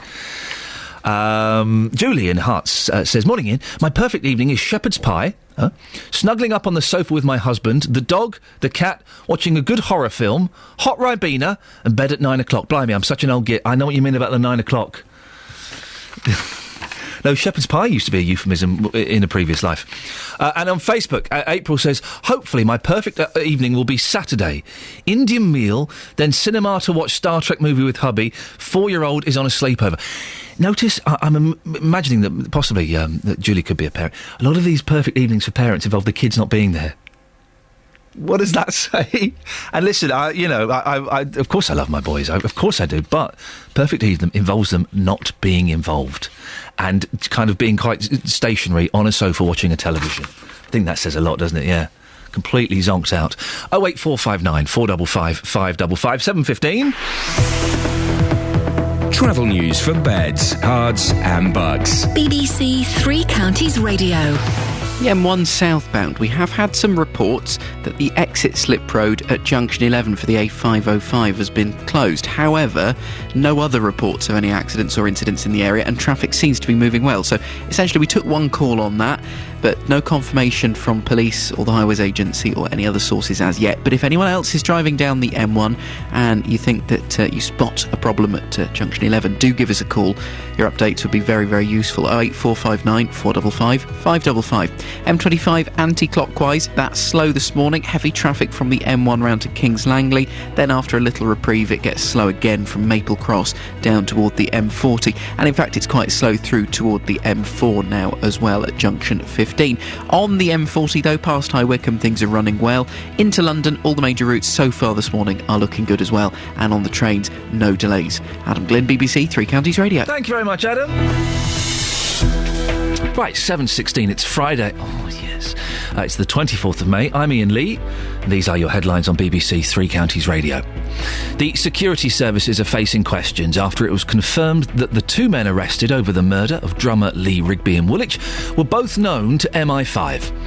Police in Milton Keynes now believe a fire in which a woman died on Sunday is unlikely to have been started deliberately. In sport, Bedford Blues lost the first leg of the Championship playoff final last night, beaten by 18 points to 9 by Newcastle. The weather today for Beds, Herts and Bucks, cloudy, wet and blustery, with a top temperature of 10 degrees. Coming up, free schools. Are they really a good idea? BBC Three Counties Radio.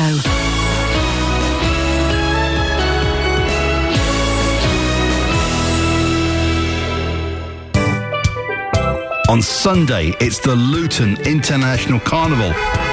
And with BBC Three Counties Radio, it'll be like you're right there. I'll be bringing you all the flavour, atmosphere and music from Luton's flagship event. We'll be in the parade and in the crowd. Plus, we'll be hosting the main stage in Wardown Park. So come down and see us or listen live right here. Luton International Carnival, Sunday from midday on BBC Three Counties Radio. What a lot of whistles there were there. 08459 455 555 if you want to give us a call. We're talking about the incident in Woolwich, of course. We're also asking, what's your perfect evening? We're also asking, are free schools really a good idea? Love to speak to you if your kids go to a free school or if you're considering sending them there.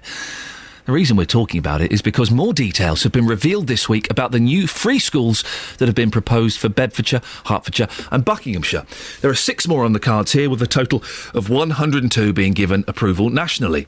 The new free primary schools in the area will include Ascot Road, Watford Town and Milton Keynes, and 2 secondary schools called Harperbury Free School in Hertfordshire and On Track Chilton in Bedfordshire.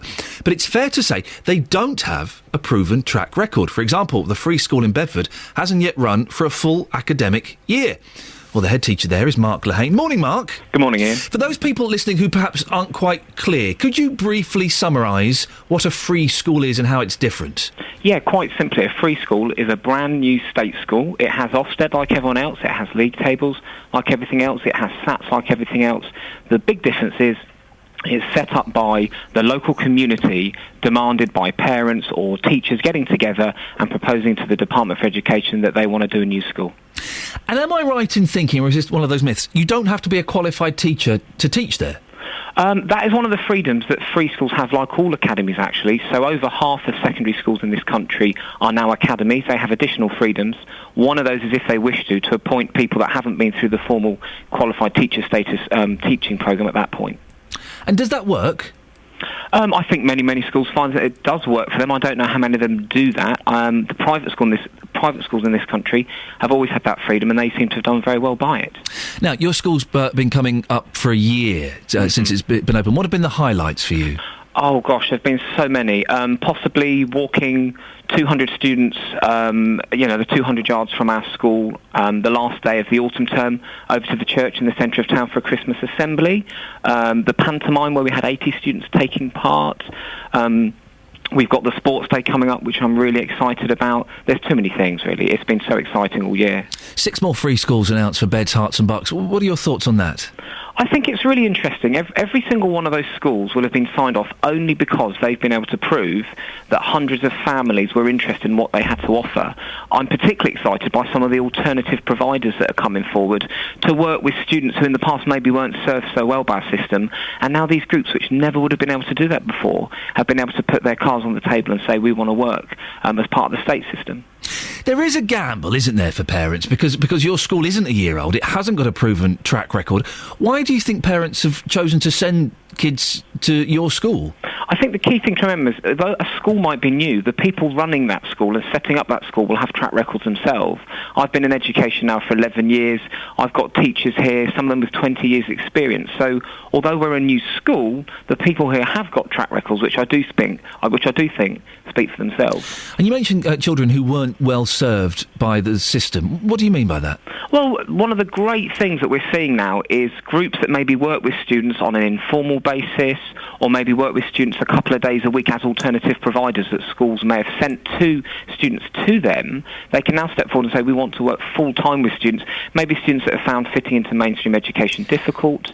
You're seeing proposals for special schools to be set up again. Why would as a result of parents wanting to send their children to those schools. Mark, when you say children who find it difficult to settle into other schools, do you mean troublemakers? No, not necessarily at all. What's really exciting is to see the Barnfield group of schools in our region step forward to set up a studio school, which is a school for 14-year-olds and above, largely run along business lines, so students would wear business dress and come in and work business hours. It's about recognising that we're all different and we all benefit from working in different ways.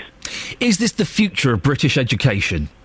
It will be part of the future. The key thing is there's no such thing as a school which is necessarily going to work for every single child, and free schools are a way of bringing new providers into the area, like we have. We're new. We've still got a few spaces for September, but we're over full in our current year groups, and it's an opportunity for different things to be tried out and for all other local schools to try and learn from each other. So, Mark, in a nutshell, what sort of children will be able to work best in a free school? It depends on what that free school's like, because there's no one-size-fits-all free school. Mark, thanks very much for talking to us. That's Mark Lahane speaking to us, a head teacher at a free school. If your kids go to a free school, could you give me a call and let me know why? Why did you choose to send them to a school that possibly has no track record? What was wrong with, in inverted commas, normal schools? 08459 455 555. I would be, being a parent and starting to look at schools. 3 and 15 months, and I'm looking at schools. You do look at track records, at what kids have come out of those schools, what they've achieved, whether they have good standards there or not. And you can't do that with a brand new school because, well, it's brand new. So it is a gamble for a parent, isn't it, to send your kids to a school that's only just sprung up. Why did you send your children to a free school? 08459 455 555 is the telephone number. Something else we're talking about this morning, it's Luton Carnival this weekend. We just played a big trail for it. BBC Three Counties Radio will be going. Will you be going? Are you slightly nervous with the gun crimes that have been happening in Luton this year? Also, a little bit of tension since Woolwich. 08459 455 555. Tom's from Luton. Tom, will you be going to the carnival this weekend? Hello, Ian. Yes, I will. You're not worried at all? No. Why not? Because I'm looking at the Facebook page now, and I'll get some of the comments up in a second. Lots of people are a little bit apprehensive with the recent spate of gun crimes. Well, the reason I'm not worried is because I'm not involved in any of that sort of activity. Like, I go to have a good time. I'm not involved in gun crime or gang culture or anything like that.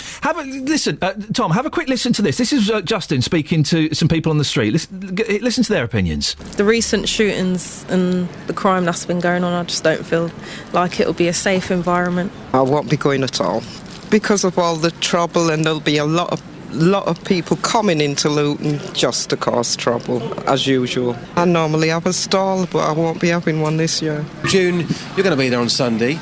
Tell us why you're going to be going. A lot of people are apprehensive about it, but you're not, are you? No, not at all, because it's a thing that people in Luton do. Makes a lot of people happy and everything like that. You know, I'm not apprehensive at all. I'm more apprehensive about the weather. Doesn't worry you at all, Tom? No. It just doesn't.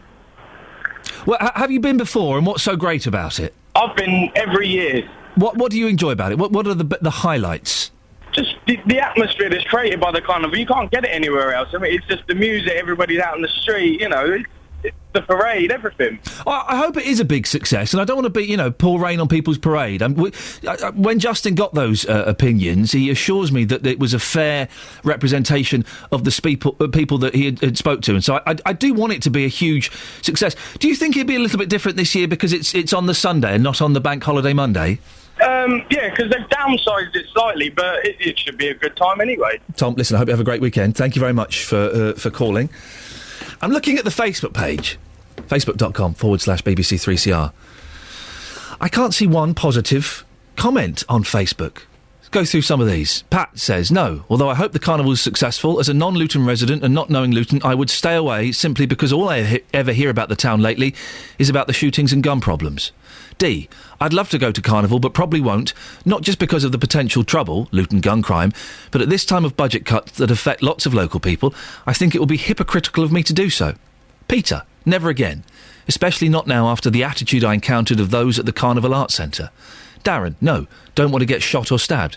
Jane, no way, not after all the unrest, would expect the Carnival to be open like open season to the low-life criminals. Glenn, no way. Luton will be full of people smoking and doing drugs while the police turn a blind eye. Fact. 08459 455 555. I don't want to rain literally on the parade. Will you be going?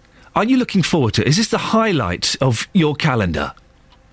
We just heard from Tom, lives in Luton. He loves it. Facebook people not quite so positive. I'm not sure how many of those live in Luton that have commented on the Facebook page. 08459 455 555. Will you be going? You can also give us a call as well about your perfect evening. My perfect evening last night, sat in my pants. 2 pizzas, one cost me £1. I couldn't believe it when I saw the offer. But buy one pizza, second pizza £1. Oh, yes, sir. I can boogie, I tell you that. Watching Watchdog on the TV. Perfect idea. Perfect evening. What were yours? 08459 455 555. Let's have a quick look at some of the newspapers before we go to Adam for the travel. The front pages of all the newspapers, of course, have got pictures of Lee Rigby, the soldier that was murdered in Woolwich the other day. The Guardian, security services knew of soldier murder suspects. MI5 assessed men but did not investigate them. The Times, copycat terror alert. Military bases step up security, 1,200 extra police in London, both suspects known to MI5. The Independent, another picture of Lee Rigby. Woolwich suspect inspired by banned hate imam. One of the suspected killers who attempted to behead and disembowel a young soldier in the horrific Woolwich attack had listened to the preachings of a radical Muslim cleric banned from Britain. Let's do one more. The Telegraph, why was he free to kill?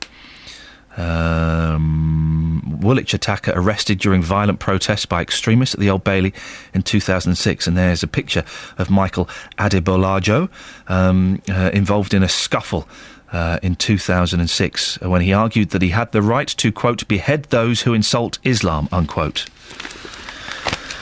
Maybe we'll look at the other papers a little bit later on. 08459 455 555. Travel news for beds, cards and bugs. BBC Three Counties Radio. On the M1 southbound, we still have these reports that the exit slip road at junction 11 for the A505 has been closed, but at the moment, looking at the cameras around there, things seem to be okay and traffic is moving past all right. But any updates, like I say, very much appreciated. Call us on 08459 455 555 if you can confirm or deny those reports.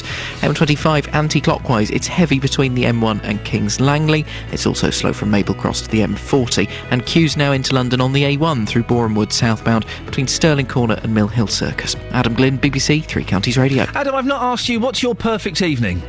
Night in, definitely. Yeah. I definitely like the pizza suggestion that you came up with. Yep. And I want to know where you got that, because second pizza for £1 is a bargain. But it would be a night in with my girlfriend, probably watching. There's a Canadian comedy series called Corner Gas, which is about a gas station. It's called Corner Gas. Is it any good?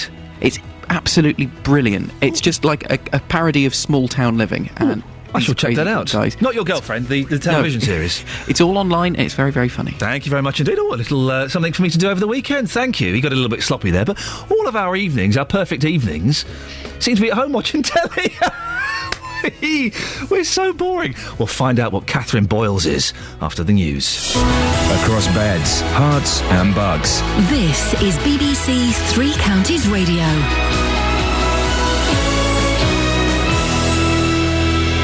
Morning, it's 7:30. The headlines: the security services are facing questions after it was confirmed that the two men arrested over the murder of drummer Lee Rigby in Woolwich were both known to MI5.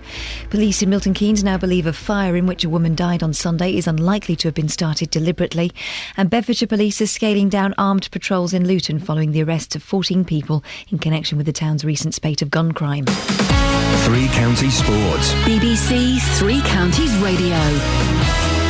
Bedford Blues lost the first leg of their Championship playoff final last night, beaten by 18 points to 9 by Newcastle. Here's Blues winger James Stevenson's assessment. We have to play sensibly at the start, and that's the difficult. You've got to find the balance, and for us, we're such a free-running team. Like when we play quite sensibly like we did at the start, it makes it difficult for us, and it kind of plays into Newcastle's hands. Football, and Watford manager Gianfranco Zola has a fully fit squad to choose from for the Bank Holiday Monday Championship playoff final against Crystal Palace. The Hornets have had a 2-week break since their last game, and Zola says the squad is refreshed. The mood has been excellent in the days that we've been away, and we trained today, we trained yesterday, and it was excellent. Really, can't complain. Everything is going in plans. England cricket captain Alistair Cook says he expects a close-fought second test against New Zealand at Headingley later. Yorkshire batsman Joe Root was England's top scorer in the first test at Lords, and Cook expects him to play a big part in England's future. I think the improvements he's made in his game since even when he first got on that plane in India to where he is now, and again, he's obviously mentally a tough cricketer. He knows his game, and he's got a very old head on young shoulders, and that recipe is normally a good success for an international batter. You know, I'm sure has been dreaming about this day, playing a test match here at Headingley for a long time, and I'm sure he's looking forward to it, and hopefully he can play well. Vincenzo Nibali is closing in on victory in the Giro d'Italia after he won yesterday's time trial on stage 18. He's now 4 minutes clear of his nearest rival, Australia's Cadel Evans. And that's your latest news and sport. More from me at 8 o'clock. Go on then. Pyjamas by 6. Is that a film? Was that like a girls' film starring Vince Vaughn? No, that's a rule. Oh. Pyjamas by 6. Well, the kids were in bed early yesterday because they were really grotty. So they're in bed by 5:30. Pyjamas by 6. Honey Boo Boo on Sky Plus. What the hell is Honey Boo Boo? You need to look it up. Is it mucky? Look it up. Oh, God. Across beds, hearts and bucks. This is Iain Lee. BBC Three Counties Radio. Need your help on this. Do you know what Catherine's talking about? Honey Boo Boo? I'm scared to Google it, because if it is something naughty, I'll get in terrible trouble with the BBC. If you know what Honey Boo Boo is, could you give me a call? 08459 455 555. Let me know. Let's fill in the blanks that Catherine Boyle has left for us yet again. Morning, this is Iain Lee, BBC Three Counties Radio. Coming up in the next 30 minutes, more about the carnival, more about the police and crime commissioners and our attempts to get one of them to come on this show, and we'll possibly, with your help, be discovering what on earth Honey Boo Boo is. Now, this year's Luton Carnival is on a smaller scale than in previous years because of cutbacks, but it takes place on Sunday against a backdrop of a series of violent attacks in the town, and of course the horrific events in Woolwich this week. So what approach is being taken to the policing? Online is Chief Superintendent Mike Colburn. Good morning, Mike. Good morning, Ian. What's your strategy for policing the carnival? I believe that there are no more policemen than there have been in previous years. No, that's right. I mean, the carnival this year is going to be slightly smaller in terms of the nature of the event than obviously last year when we had the Olympic torch celebrations and that wonderful Love Luton Carnival. So we are looking at something in the region of about 140 or so police officers, but working alongside a significant number of stewards that have been employed to work on the carnival by Luton Borough Council, and we're clearly tying up our security and safety operations between the policing, the stewards and the officers of the council who are working with community mediators and other volunteers to ensure we have the safest possible event this year. Now listen, I hope it's a huge success, and I really do hope that everything goes wonderfully, but we have been speaking to people this morning who are worried. Worst case scenario, Mike, if a gun goes off or someone gets stabbed, can a steward really cope in that situation? No, and we wouldn't expect them to, which is why, quite clearly, we as Bedfordshire Police work very closely with the Carnival to be able to put in place contingencies should things go wrong. You know, should we see the kind of behaviours that unfortunately we've seen recently, which do require that contingency to be in place. And I've got working for me some very highly trained, appropriately accredited, and enthusiastic and committed officers who are going to be out there, you know, in armed roles to deal with to deal with such issues should they arise. But will there be no intelligence that we are likely to face such a threat at this time. Okay, you've had no intelligence, which is great. Did you say you will have armed police there? There will be armed police on duty. They will be dedicated to work with me so that if any situation arises that I have to deploy them, that they will be available for that contingency, yes. Mike, have a listen to this. Earlier on, we sent our reporter Justin Dealey out to speak to people in Luton. This is what they had to say about the Carnival. Sade, you're young, you're pretty cool. You must be looking forward to Luton Carnival. No, definitely not. Because the recent shootings and the crime that's been going on, I just don't feel like it'll be a safe environment. And what about other friends of yours? Do they feel the same? Yeah, we're not going this year. And what about yourself, madam? Are you looking forward to Luton Carnival? No, I won't be going at all. Because of all the trouble, and there'll be a lot of people coming into Luton just to cause trouble, as usual. Is the Carnival something that you look forward to every single year? I normally have a stall, but I won't be having one this year. And you've made that decision this year that it's just not worth it? No, absolutely not. I mean, how sad does that make you feel? Well, it's really bad because there's only a few people causing all the problems. And really and truly, the community should have gave them up long time when all said and done, because they do know who's causing it. Sadiq, tell me, are you looking forward to the Luton International Carnival? Yeah, definitely. Yeah. You're the first person I've spoken to who is looking forward to it. Really? Yeah, absolutely. Because a lot of people are being put off by what's happened in Luton. That's not going to put you off, though. No, not really, no. And tell us what you love about the Carnival so much. When you... Atmosphere. Yeah? It's the atmosphere. Yeah, dancing, atmosphere. Madam, do you know anybody who's looking forward to the Luton Carnival this weekend? Not one person. I've spoken to quite a few people as well. Not one person I can think of is actually going. It's quite sad. I mean, you're going to be away this weekend, but obviously your friends and family, they're still going to be here. Why are they not looking forward to the Carnival? I think generally every year there seems to be a bit more trouble, and obviously with the shootings that have been happening of late, I think a lot of people just stay away thinking there'll probably be more aggro down there with people doing tit for tat and just generally making it worse for everyone else. Well, I've eventually found somebody who's going to the Carnival. June, you're going to be there on Sunday. Tell us why you're going to be going. A lot of people are apprehensive about it, but you're not, are you? No, not at all, because it's a thing that people in Luton do. Makes a lot of people happy and everything like that. You know, I'm not apprehensive at all. I'm more apprehensive about the weather. Yeah. Do you know what I mean? I don't want to get soaking wet. I hope it's up the sunshine. Well, that was Justin Dealey speaking to residents of Luton. Chief Superintendent Mike Colburn. The people have got this attitude, haven't they, because of the recent crimes? What I was listening to there, notwithstanding the fact that obviously there is a clear level of apprehension about what's going on, and that's natural and understandable, you know, given the context of recent weeks. But there was a real diversity of views in there, including somebody saying, look, we know who these people are, we want to give them up, we clearly want to have that intelligence, that information that allows us to take positive action to support the public. And just to say, it is a very small group of hardened criminals who actually want to live that lifestyle, and we are right behind them. We've got a dedicated operation in place, and we're making arrests, and we're taking guns off the street, and we will make Luton safer. And we have to do that by working with communities. So it's really good to hear somebody have that, that understanding that we do need to police with cooperation and do it together. The second thing I'd say is, this level of fear or trepidation out there about the event, please, people need to overcome that. It's a great day for Luton. The atmosphere is electric. It's a fantastic place to be. All of that security and safety operation is put in place for one reason only. That's to make sure that people can come out and enjoy it. It is a fun event. It's a wonderful thing for Luton. And actually, in times where we have seen such, sad and distressing news to a degree, it's an opportunity for us to almost tip the balance back into, what we're here for and what we enjoy and what we're proud of as a town. So I do hope that people will come out and support, the children and the many organisations that have spent so long over the last year being creative and doing those positive things in life to actually put Luton on the map for all the right reasons.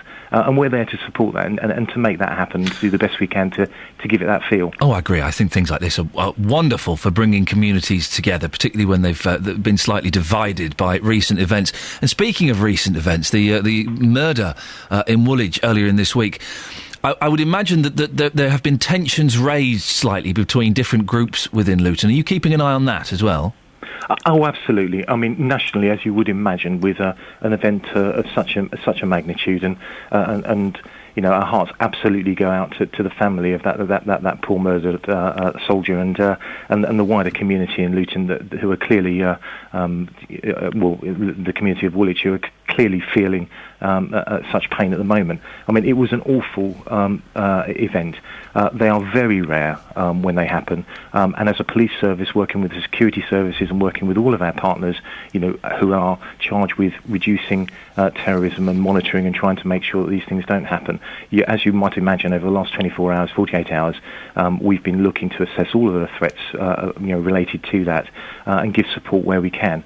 And it's not an issue at the moment that we feel is going to play any part within the policing of the carnival. Excellent. Mike, listen, have a lovely weekend. Hope it goes smoothly. And I hope you enjoy yourself. No, we absolutely will do. And just a final plea, just to say, if people please do come out, please know it's going to be a safe event, and please understand that, it really is going to be supporting Luton to have that community cohesion and for us to have a wonderful day to celebrate together and put a smile back on our faces. Excellent stuff. That's Chief Superintendent Mike Colburn. Well, are you going to go? Let's have a little bit of celebration in Luton, shall we? Let's have some good news. I'm doing the Bank Holiday show on Monday, so I want to come in on Monday and I want to hear your stories of how great the carnival was. Let's celebrate it. All of this nonsense about those idiots running around with guns and knocking each other off bikes and shooting each... Oh, for goodness sakes. Let's celebrate on Sunday, shall we? Are you going? Are you convinced by the Chief Superintendent's words there? You think, well, yeah, come on, let's go and... I'm not sure what the weather's going to be like. I don't think that's going to be too spectacular. But, that to one side, do you think, yeah, let's celebrate? Or are you thinking, well, actually, you know, if there's any chance of a gun going off, I'm staying at home. 08459 455 555. Well, Nick Coffer is your carnival man. He's here from midday today. And ahead of the Luton International Carnival on Sunday, Nick is live from the Luton Centre for Carnival Arts. Pretty exciting. Slightly more exciting in my view is he's going to be speaking to Roger Hodgson. Roger Hodgson, who he? Who he? He, ex-lead singer of Supertramp, that's who. He wrote Give a Little Bit and Breakfast in America. Wowzers. Nick Coffer from midday here on BBC Three Counties Radio. We had a few papers that we hadn't looked at. They're all the same front page, really, as you would expect. The Daily Express, Woolwich terror attack, soldier whose murder shocked the world, a true warrior. MI5 have been tracking his killers for years. I'm trying to find where that means the health story has been squeezed to. Oh, here we go, it's been squeezed to page 9. The Express always has a health story on the front page. They've not. The health story is now on page 9. Statins taken by millions can increase diabetes risk by 22%. So there you go. And there's a picture of Queen looking in a microscope there. The Daily Mail, MI5 had killers in sight for 8 years and knew one had tried to wage jihad in Africa. Meanwhile, the hate preacher who poisoned their minds toured TV studios yesterday. Betrayal of a hero father. Yeah, he had a 2-year-old kiddie, Lee Rigby. That's the thing I always find sad. I mean, it's just sad when people get murdered anyway. But when they got little kids who won't grow up to know his dad, that's when it kind of really brings it home to me. Their son Jack is just 2 years old. You think that poor little boy. Dearie me. And the son, the cruelest twist. Hero Lee feared for his soldier girlfriend who's fighting in Afghanistan. Then terrorist hacked him to death on a London street. Now, what I found interesting about The Sun today is page 3 has, out of a mark of respect, been moved to page 15 because the story continues there about Lee Rigby as it would. And it's a young lady called Peta, P-E-T-A, I don't know, Peter, 26 from Essex. And as another mark of respect, she's got a top on. Her boobs are not on display. She's wearing a Help for Heroes T-shirt and Help for Heroes pants. I'll say that again. She's wearing a Help for Heroes T-shirt and Help for Heroes pants. And I don't know where we get those pants from. And you know the page 3, which is such an outdated concept. Son, come on, just grow up. Get rid of it. The model says a little bit about the news. I don't think she actually says it. But Peta, wants readers to take a stand against terrorism. by joining the Sun's Help for Heroes campaign. She said... This is why she's posing in her pants, right? After the killing of drummer Lee Rigby, we must all pledge support for our brave troops and show the terrorists they will never defeat us. Well, in many ways, the terrorists have won because she's covered up her boobs. So in many ways, they have won. I don't know if I think that's incredible, isn't it? Isn't it? I don't know, maybe it's just me. 08459 455 555. Travel news for beds, cards and bugs. BBC Three Counties Radio. All absolutely fine on the M1 southbound. It's all clear. The exit slip road fully open at junction 11, and things are moving all right as well past there. Traffic not too heavy at the moment. M25 anti-clockwise though definitely slow, with delays from the M1 round to Watford at junction 19, and then again from Maple Cross to the M4. That latter stretch taking around 35 minutes to get through. Into London on the A1 there are queues along the Boreham Wood area, sort of between Stirling Corner and Mill Hill Circus. You can see that one on the cameras and it's very busy. Usual spot. The A10 through Cheshunt is starting to get slow as you come down toward the M25. A little bit slow on the other side of it as well, through Enfield and onwards down toward the North Circular Road. On the trains and the tubes, we haven't really got any problems. Adam Glynn, BBC Three Counties Radio. Adam, thank you very much indeed. Right, 7:46. It's Friday, the 24th of May. I'm Iain Lee, and these are your headlines on BBC Three Counties Radio. The security services are facing questions after it was confirmed that the two men arrested over the murder of drummer Lee Rigby in Woolwich were both known to MI5. Bedfordshire police are scaling down armed patrols in Luton following the arrests of 14 people in connection with a recent spate of gun crime. In sport, weather permitting, England's cricketers will start the second test against New Zealand at Headingley at 11 a.m, needing only a draw to win the two-match series. 08459 455 555. Let's get the weather now. Here's Georgina. Beds, Herts and Bucks weather. BBC Three Counties Radio. Good news for the bank holiday, but we've got to get through today first of all, which will be quite cloudy with rain, which will be heavy at times and persistent, with possibly even some hail and thunder mixed in, coupled with some rather strong winds. It's not going to be great driving weather if you are planning to head out for the bank holiday weekend, so do be careful on those roads. Temperatures only reaching 7 to 9 degrees Celsius today, so a good 10 degrees below what it should be for this time of year. And tonight we'll have some outbreaks of rain persisting at the start, but they should leave us with a dry, cold night by the end, with winds dropping as well. There is the potential for some frost, but it may be a little too windy for that. Temperatures dipping down to 2 degrees Celsius. Tomorrow, though, a very different picture. So a largely dry day with some cloud, but also plenty of sunny spells, feeling warmer with lighter winds and temperatures reaching 16 degrees Celsius. Sunday also looking mostly dry and bright. Monday will have mostly dry day with cloud increasing and rain later on. And Tuesday is going to remain unsettled. So not great news for today, but good for the bank holiday weekend at least. Thank you very much.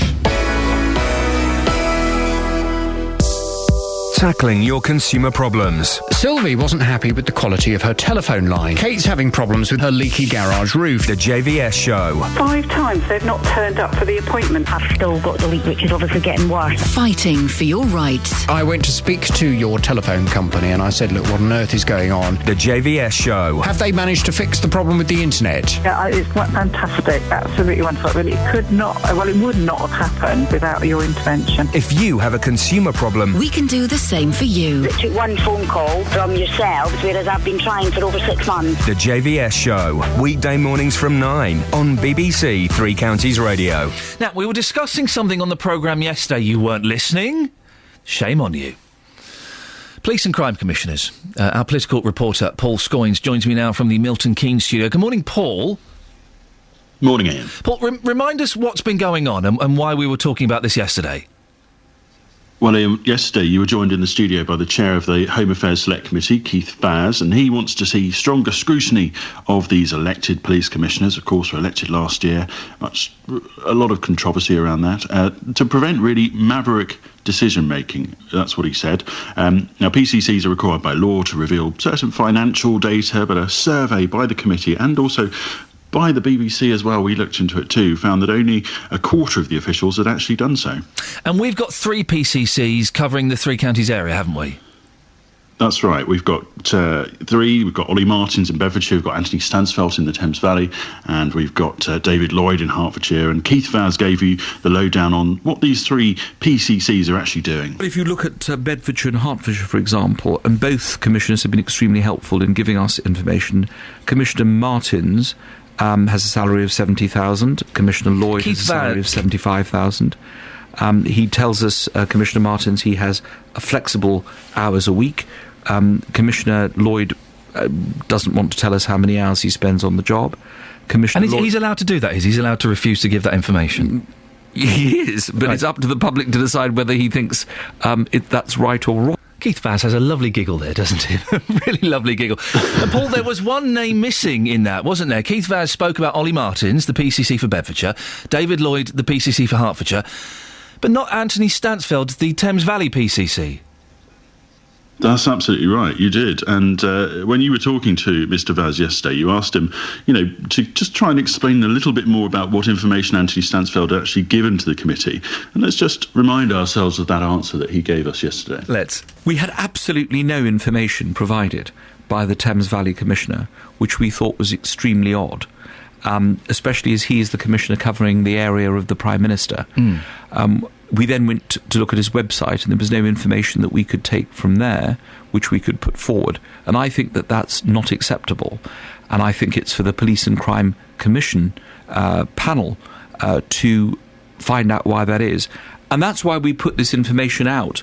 People can know that Commissioner Stansfeld decided not to tell us anything. So, Commissioner Stansfeld, his behaviour in this respect, not acceptable. I also spoke to Peter Nehru, the former Chief Constable of Thames Valley Police, and he wasn't very impressed with Mr Stansfeld either. 2 out of 3 are doing one of the things that's really critical in democracy, which is being transparent.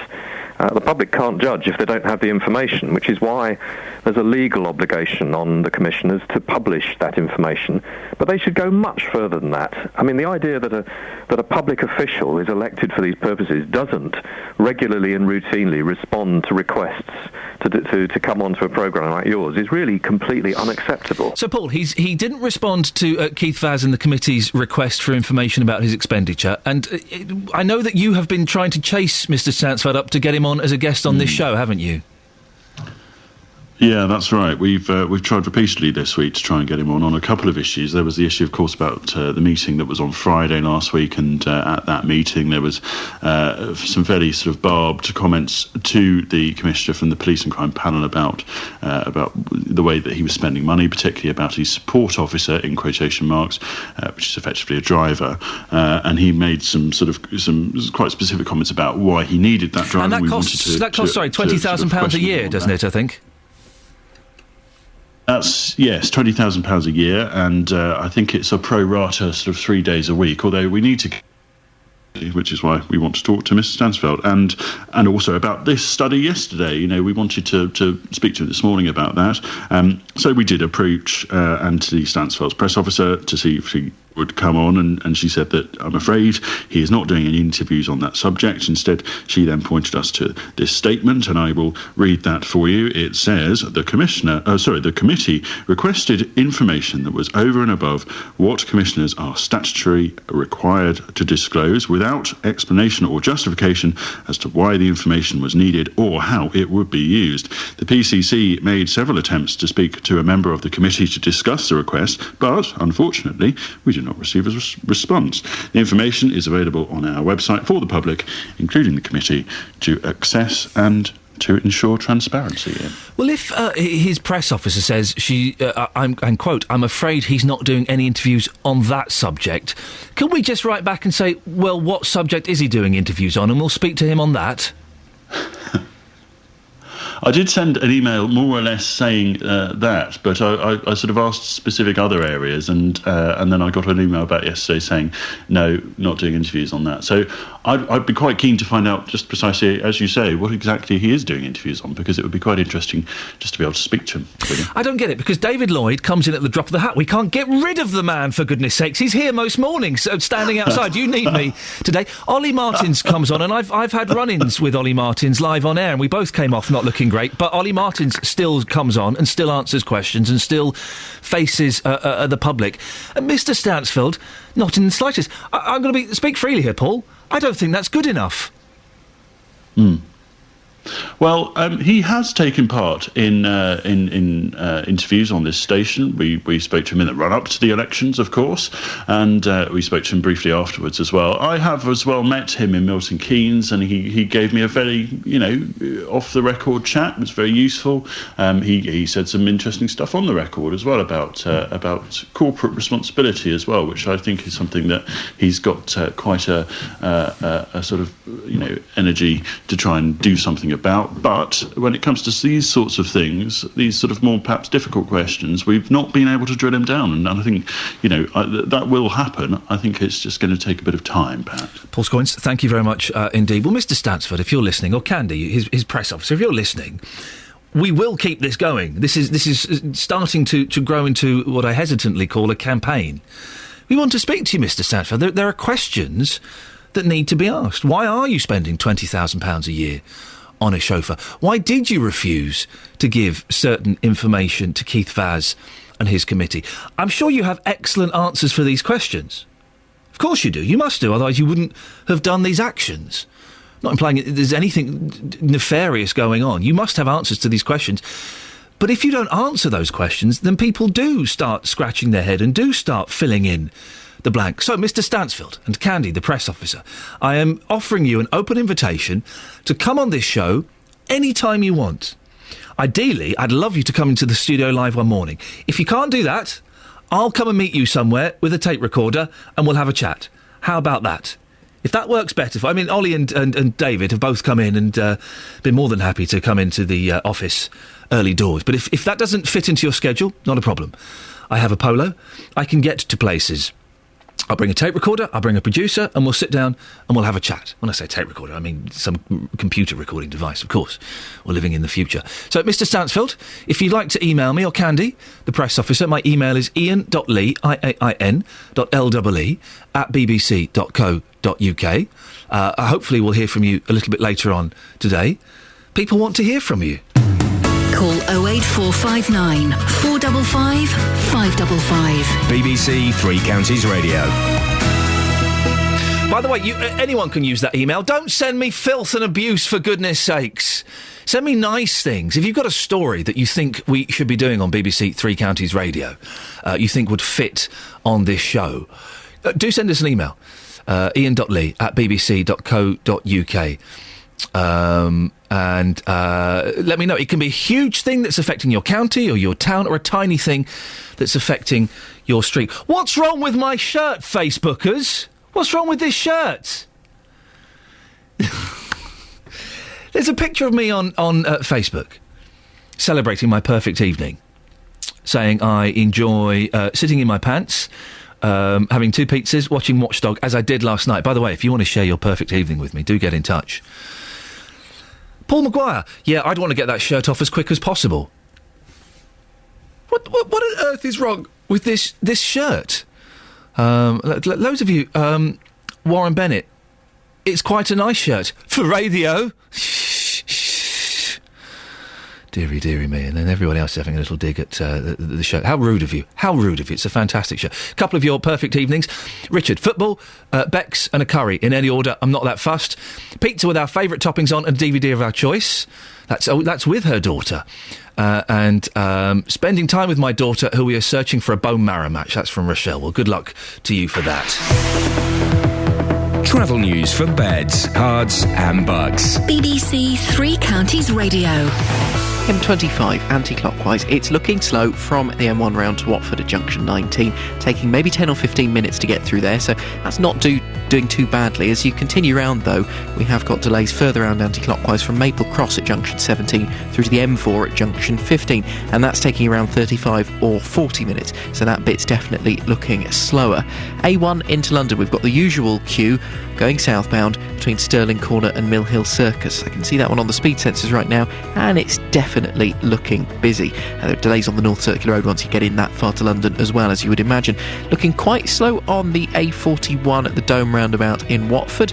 London Coney a little bit busy where the A414 meets the A1081 at the London Coney roundabout, and the A5 just a little bit slow at the minute through Dunstable. Not doing too badly this morning though. Adam Glynn, BBC Three Counties Radio. Adam, thank you very much indeed. Coming up in the last hour of the show, your perfect evening. Sorry, I was put off. I was put off slightly because out of the corner of my eye I can see Justin Dealey picking his nose. For goodness sakes, here's the news with Catherine. On FM, AM, online and digital radio. This is BBC Three Counties Radio.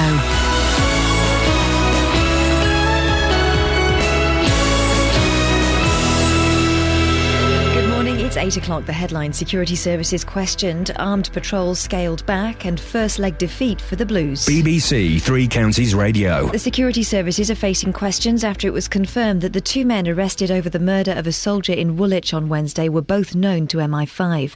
Drummer Lee Rigby from the Royal Fusiliers was killed by suspected Islamic extremists armed with knives and a cleaver. Our correspondent Ben Ando has more. Both of the alleged Woolwich attackers were on the files of the UK's domestic security agency MI5, but not considered a high risk. Little is known about the youngest, 22-year-old Michael Adebowale, whose name has emerged overnight, but 28-year-old Michael Adebolajo was understood to have been associated with the radical group Al-Muhajirun, which was banned 3 years ago. Yesterday, David Cameron promised an investigation by the Parliamentary Intelligence and Security Committee, but Richard Barrett, a former head of counter-terrorism at MI6, says there are thousands of extremists and it's impossible to keep constant tabs on them all. Two men are due in court in connection with attacks on mosques in the wake of Wednesday's stabbing. Andrew Grindley, who's 45 and from Rochester, is due before magistrates charged with criminal damage. 43-year-old Jeffrey Ryan from Essex has been charged with affray and possessing offensive weapons. Police in Milton Keynes now believe a fire in which a woman died on Sunday is unlikely to have been started deliberately. A 58-year-old man arrested following the incident at St Ledger Court in Great Linford has been released from his bail. The body of a woman found in the building has yet to be formally identified, but police believe they know who she was and are in contact with her family. Bedfordshire police say the recent spate of violent crime in Luton should not deter people from attending this weekend's carnival. They're stepping down patrols in Lucy Farm and Marsh Farm following the arrests of 14 people in connection with gun crime. And Chief Superintendent Mike Colborne appreciates this has caused concern for many people ahead of Sunday's event. Yeah, please, people need to overcome that. It's a great day for Luton. The atmosphere is electric. It's a fantastic place to be. All of that security and safety operation is put in place for one reason only. That's to make sure that people can come out and enjoy it. It is a fun event. It's a wonderful thing for Luton. And actually, in times where we have seen such, sad and distressing news to a degree, it's an opportunity for us to almost tip the balance back into, what we're here for and what we enjoy and what we're proud of as a town. An 86-year-old cheesemaker has been warned against supplying this year's traditional cheese rolling race in Gloucester. This weekend, hundreds of people are set to chase a 7-pound wheel of double Gloucester down a steep hill. But Diana Smart, who's been providing the cheese for 25 years, says police have advised she could be held legally accountable for any injuries sustained by contestants. In sport, Bedford Blues lost the first leg of their championship playoff final last night. They were beaten by 18 points to 9 by Newcastle. And the weather, cloudy, wet and blustery with a top temperature of 10 degrees Celsius. That's 50 Fahrenheit. Get the latest news and sport online at bbc.co.uk/3 counties. How's your honey boo? It was. You got a red neck and eyes. It's brilliant. What is it? I don't know what honey boo is. Do you want me to tell you? Yes, I do. No, are you enjoying the chase? Well, no, I'm not that. No. Yes. Tell me. Okay. It's a family of self-proclaimed rednecks who have a daughter who's called Alana, but they call her Honey Boo Boo. And they call the dad Sugar Bear. But really? No, wait. Oh, I'm hovering over the button. She's less than cookie cutter size, considering she's a pageant queen. I've got literally no idea what any of those words mean. It's brilliant. Okay. Did anybody else follow that? You pay her wages. You do. You pay her wages, and some of mine.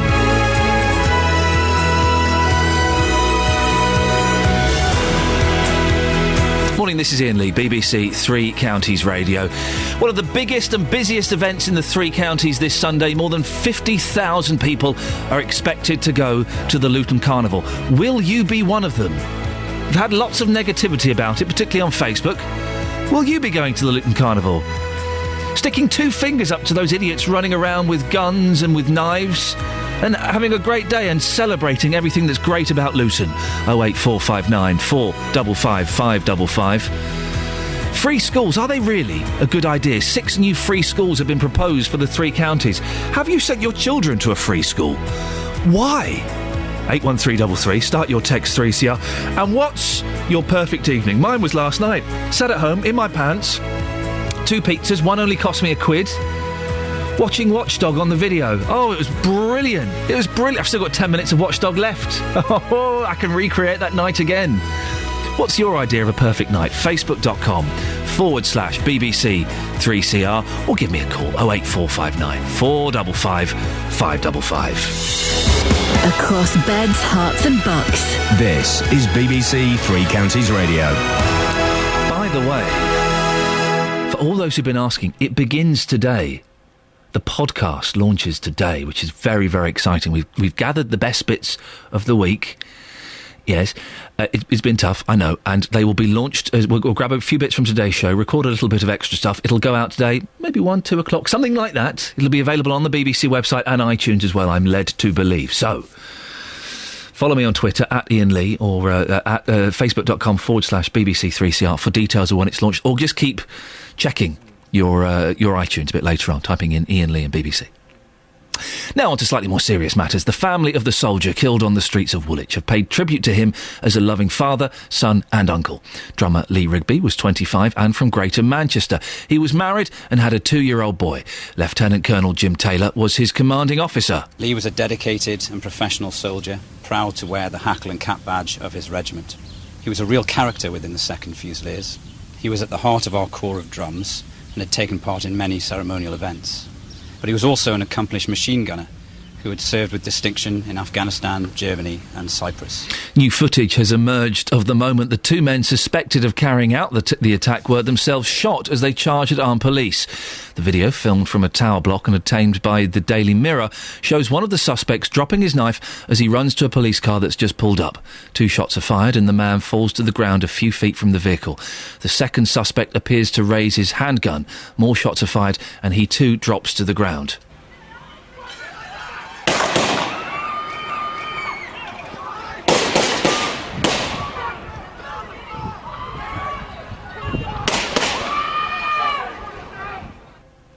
Gosh.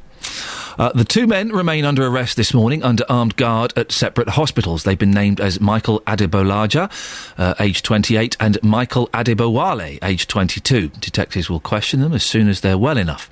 2 more people, a man and a woman, have been arrested on conspiracy to murder.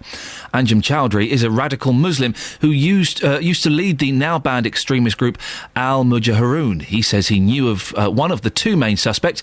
He told last night's Newsnight he was shocked by the attack but refused to condemn it. What he said in the clip, which has been played now quite widely, I think not many Muslims can disagree with, because he was talking about the British foreign policy. He had actually killed a man in the street, and you can't bring yourself to One man killed in the street does not equate to the hundreds of thousands of millions, in fact, who have been slaughtered by the British and American in their foreign policy, those who have been tortured in Guantanamo Bay, those who have been rendered off to be tortured by brutal regime. There's an interview with Baroness Farsi in today's Daily Mail. She's a Muslim and says the decision to talk to people like Anjem Chowdhury is, quote, idiotic, irresponsible and insensitive.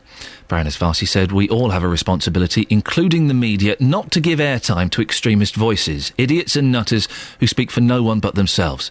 She says the heartening thing in the midst of all this tragedy is that the British Muslim community has, with a unified, unreserved voice, condemned the killing and pledged support for our armed forces. Well, Justin Dealey has been out speaking to one concerned Muslim taxi driver in Luton this morning. So you're a taxi driver in Luton, you're part of the Muslim community. Yeah. What's happened this week must be very concerning for you, because people obviously stereotype your religion, don't they? Yeah, of course they do. But it's got nothing to do with the religion. I don't believe so, because as a Muslim, I know strongly, I believe that whatever the person has done, that was an individual, and there is nothing, no concept in Islam about this, saying that you go and kill innocent people out and about. It's got nothing to do with Islam. Are you So I now don't worried believe- about your safety being a taxi driver just because of your religion after what's happened? Yeah. I mean, that's very, Bit very worrying. sad, isn't it? It is very sad, yeah, because of the one or two stupid individual, yeah. The rest of the people, the rest of the Muslims, wherever they are in the UK, they go into trouble. They got nothing to do with it. Yeah. Like I'm doing this job for my living, so I got nothing to do with them. So your message would be to anybody listening to this today, and again, it's the obvious message, but listen, we are the Muslim community, we are good people, we're talking about such a small minority of people, please don't stereotype us with them. Yeah, please, yeah, I request the people, yeah, please don't. Even, yeah, we have no concern with them. We have nothing to do with those people, yeah, the people who are extremists, whatever they are doing, yeah, that is their individual act they are doing, yeah, they got nothing to do with the Muslim people, yeah. We are very, very peaceful people, and we want peace. We love this country. We are living in this country, and we have to be good with the people, and we have to be good with this country. It was Justin Daly speaking to a Muslim taxi driver earlier. A member of the Defence Select Committee has called the coverage one of the worst examples of irresponsible journalism he's ever seen. And it does throw up a number of questions about taste and decency and about giving people the oxygen of publicity. Well, yesterday we were asking on the show, weren't we, do you think the video of these chaps should have been shown on the television? The majority of you said yes, that it was right to show it, however distasteful, although some of you did disagree. Here's what Dr. Julian Richards, Deputy Director of the Centre for Security and Intelligence Studies at the University of Buckingham, thought. But the question is, in a democracy, how can you control the media? The media has to report what's happening, and it's very difficult to imagine a situation in which you could legislate or ask the media not to report certain things. So it's a real conundrum. Well, Kate Ironside is a lecturer in journalism at the University of Bedfordshire. What do you think? Should the video, Kate, should the video have been shown, or was it irresponsible? No, absolutely. I think it certainly should have been shown. I think it was very important that people understood why this atrocious attack took place. And you have to remember that this was a public event. I think I would draw a distinction between the execution of captives, which are done in the privacy, shall we say, of the kidnappers' hideout and are then posted online, which is a clear propaganda exercise, and something like this that goes on in broad daylight, in the middle of a busy street, surrounded by people. This is a public event, and it's very important that we understand why it took place. But it also was a propaganda exercise, wasn't it? Those chaps were sticking around virtually offering themselves to be interviewed. Oh, yes, absolutely. But this is a public event. All that footage is going to be all over the internet, taken by private individuals, and it is important to understand we will not be able to have a proper democratic debate about how you deal with such things if you try and hide away the motives of the perpetrators, however dreadful. It needs to be covered. It must be reported. It's absolutely essential. And this actually is only, this is a story, though, of three components. Yes, there was the propaganda element of the men explaining their motives, but you also had an atrocious murder in broad daylight, and the third component was the incredible heroism of those women who confronted the killers. And to understand that part of the story, you need to understand all the other components too. There seem to be two videos that have surfaced. I'm sure more will. One is the chap addressing the camera that we saw yesterday. And then you had the mirrors shooting. The mirrors shooting. How would that work? I'm assuming that money would have exchanged hands for those videos. Very likely.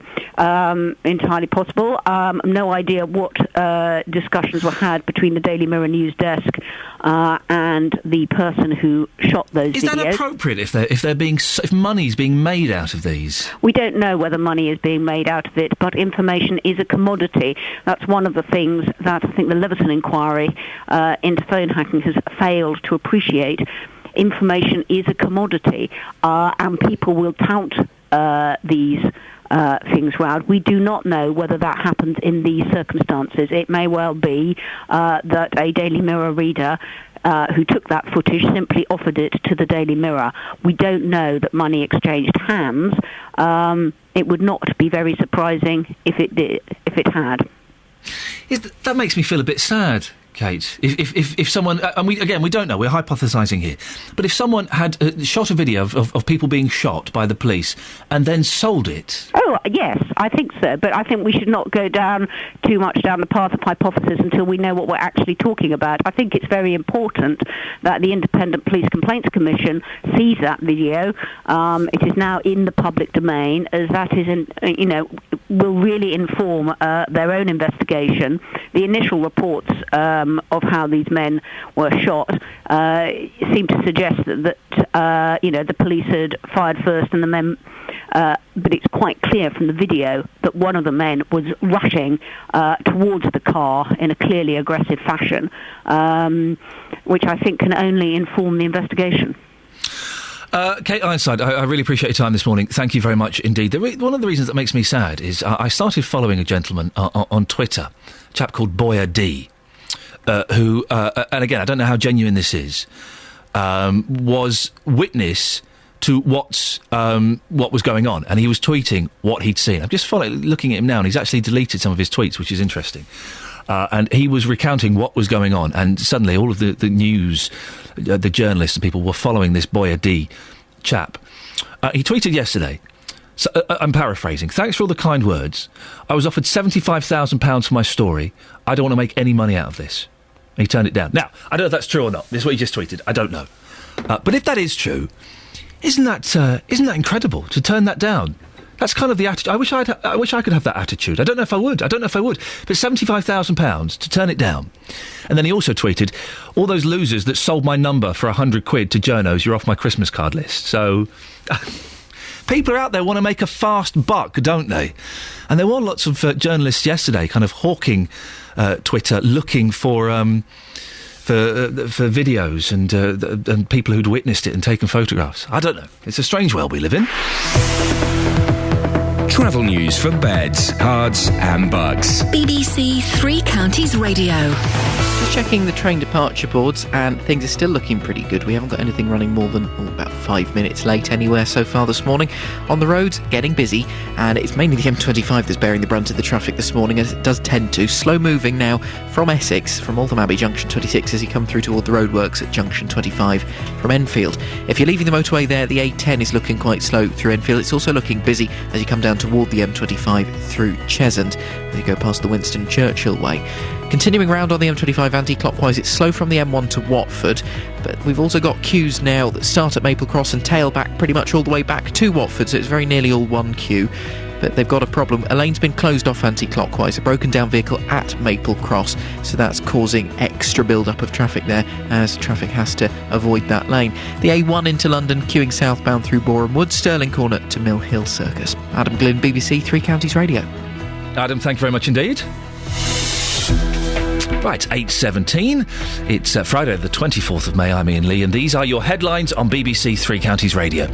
The security services are facing questions after it was confirmed that the two men arrested over the murder of a soldier in Woolwich on Wednesday were both known to MI5.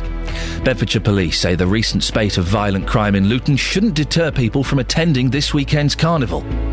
In sport, England cricket captain Alistair Cook is expecting another difficult match against New Zealand when the second test gets started at Headingley this morning. The weather today for Beds, Herts and Bucks, cloudy, wet and blustery with a top temperature of 10 degrees. BBC Three Counties Radio.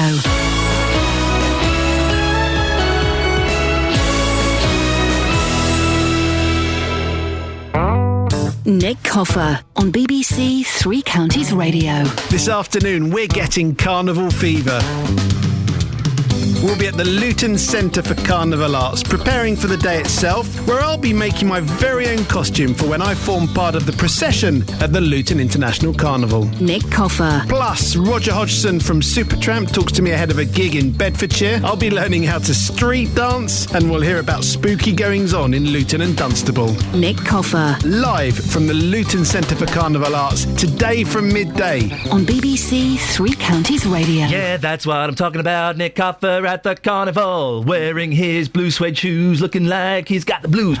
I caught a glimpse of Nick Coffer's blue suede shoes yesterday. Yes. Quite a look, aren't they? Nick Coffer, I think, is an excellent broadcaster, and I think he does a cracking show, and he gets wonderful guests. But And there is a big but, not just Nick's big but. He does dress bravely. He's a brave dresser. I wondered where you were going with I had to bring myself back a little bit for legal reasons. I don't want to make a man cry again. He dresses very, very bravely, doesn't he? He does. He's a brave dresser. Blue suit. Got unusual dress sense. Well, you always you laugh at him openly. I have laughed. And I think that's cruel. Well, he's sometimes he comes in looking like Timmy Mallet. Was that rude? It was rude. Oh. Timmy Mallet, now a well-respected artist who sells his pictures for £15,000 a shot. Really? Timmy Mallet from Mallet's Mallet. Gosh, he used to work here, you know. He did drive time. I knew he worked here. He did drive time. Well, him and Roberto have got many similar attributes. No, they haven't at all. They're like twins. Roberto's good. I'm sure Timmy Mallet was good. We got ourselves in such... We basically slagged off everybody we've ever met or ever will meet. Awful. Thanks a lot. Listen, we're talking about the perfect evening. Last night I had such a wonderful evening. I heard you in your pants eating pizza. In my pants. Pizza, 2 pizzas. The second one only cost me £1. Oh, it was joy. And I was watching Watchdog on the video. It was wonderful. I fast forward through the sports guy. I don't like him, but Matt Allwright and Anne Robinson, I just think they're a killer team. Really? Don't mean she literally murders people, but if she did, we'd probably let her off because I just think she's so good at presenting. She's Anne Robinson. She's Anne Robinson. When she wears those leather trousers, seriously. No, seriously. Anne Robinson in tight leather trousers. You like her? She wasn't wearing them last night. Anyway, that was my perfect evening. And I took a step away from myself, looked at myself, nodded and went, yeah, this is it, man. That's living all right. Sounds tragic to me. Oh, for goodness sake. Sitting in your pants eating pizza or watching Watchdog? Yeah, that's living all right. Really? Yes, to quote the Auf Wiedersehen pet theme. What's your perfect evening, Jonathan? My perfect evening? Yeah. I think my perfect evening is a hot summer's evening, balmy weather, sitting in a pub garden, a bit sloshed. You're balmy. I tell you. I'd rather do that. You're perfect. You? No, you're perfect. So you're an alcoholic.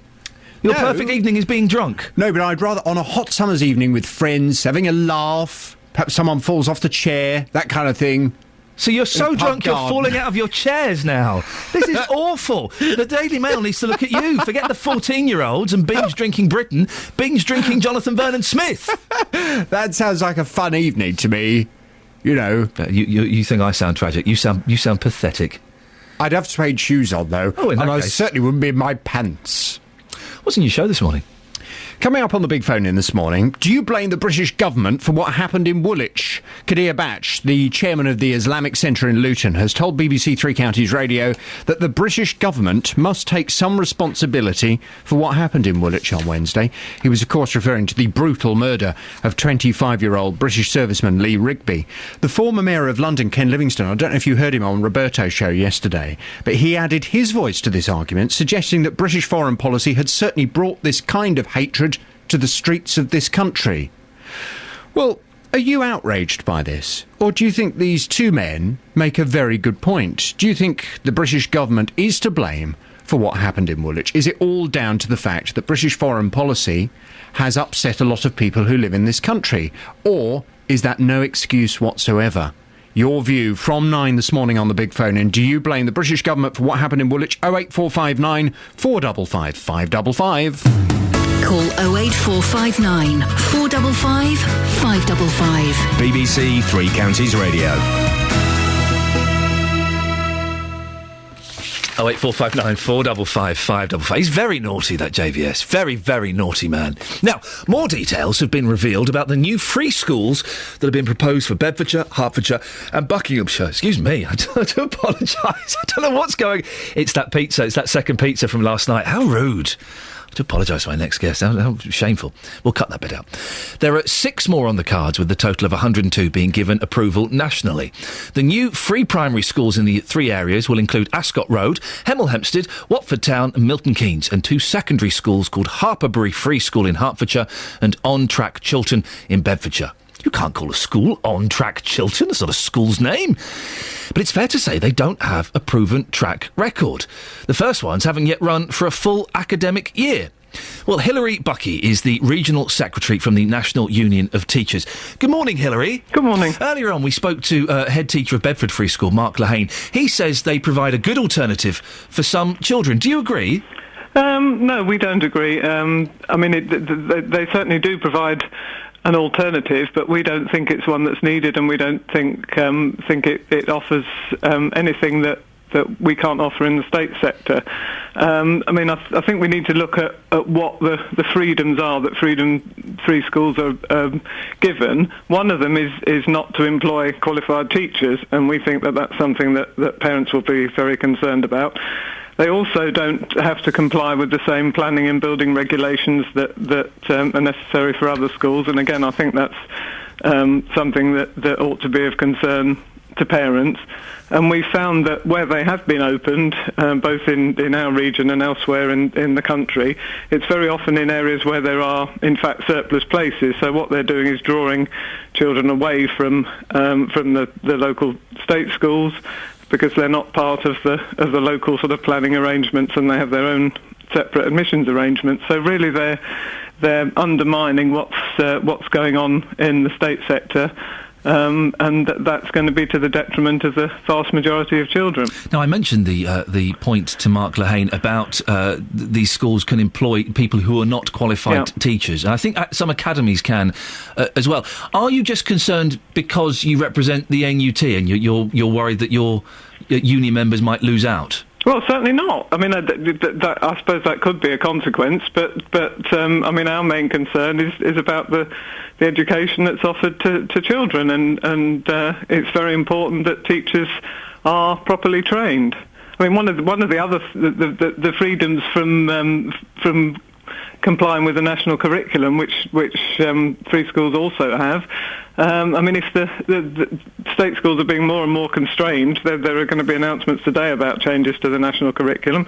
If the national curriculum is not important, then why do state schools have to comply with it? It just doesn't seem to make any sense to us. 6 new free schools been announced in Beds, Herts and Bucks, 102 given approval nationally. It looks like this is the way things are going.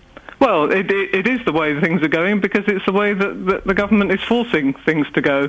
There's very great constraints put on local authorities about opening new schools themselves, and again, we think that's very unfair, because we think most parents want to send their children to schools where there's a bit of local democracy involved. And how are some of these schools are so new that some haven't even been around for a year. How are they faring? Do you know? Do we know whether they're succeeding? Well, I think it's certainly very variable, but I mean, it depends what you mean by succeeding. I know that there are a number in our region which are vastly undersubscribed. So a lot of money is being poured into them, but in fact they've got a lot of empty places because their places are simply not required. Cool. I guess we can only really discover if they're succeeding academically when SATs and GCSEs and other exam results are analysed. Yeah, well, I think even that you need to take with a little bit of a pinch of salt, because we did some research when free schools were first introduced. We did a survey amongst parents, and it was interesting that the parents that showed the most interest in free schools were the ones who currently had their kids in private education.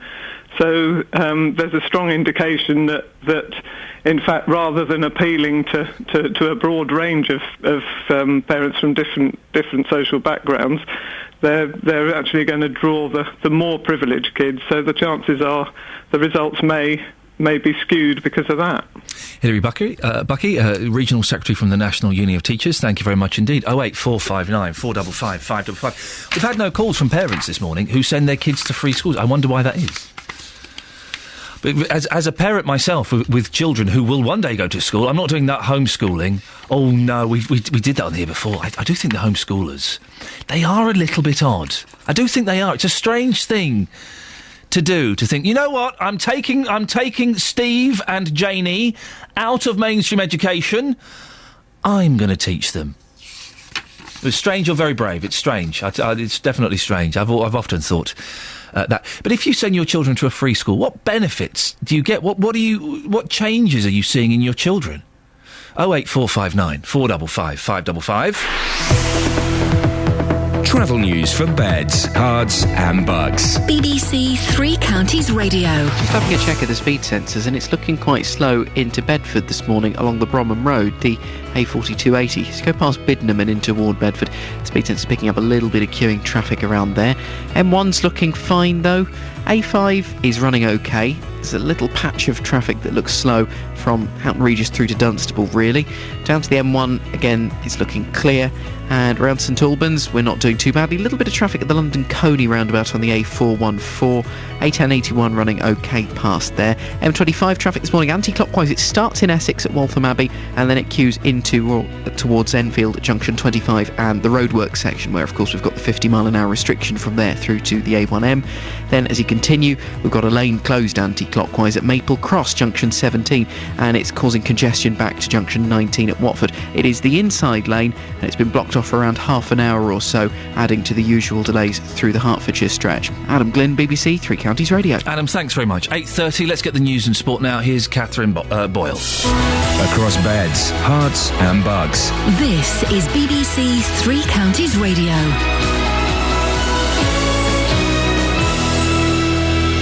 Good morning. The headlines. The security services are facing questions after it was confirmed that the two men arrested over the murder of a soldier in Woolwich on Wednesday were both known to MI5.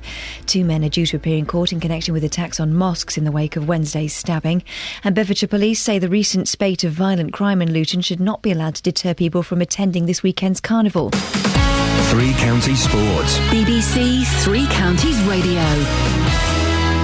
Bedford will have to overturn a 9-point deficit if they're to win the Championship playoff final. The Blues lost the first leg at home to Newcastle last night by 18 points to 9, and Bedford winger James Stevenson remains optimistic despite that defeat. We carried so well and we made Newcastle suffer a little bit, and we nearly scored right at the end, so I think that's a positive to take into the game in the second leg. In football, Watford manager Gianfranco Zola has a fully fit squad to choose from for Bank Holiday Monday's Championship playoff final against Crystal Palace.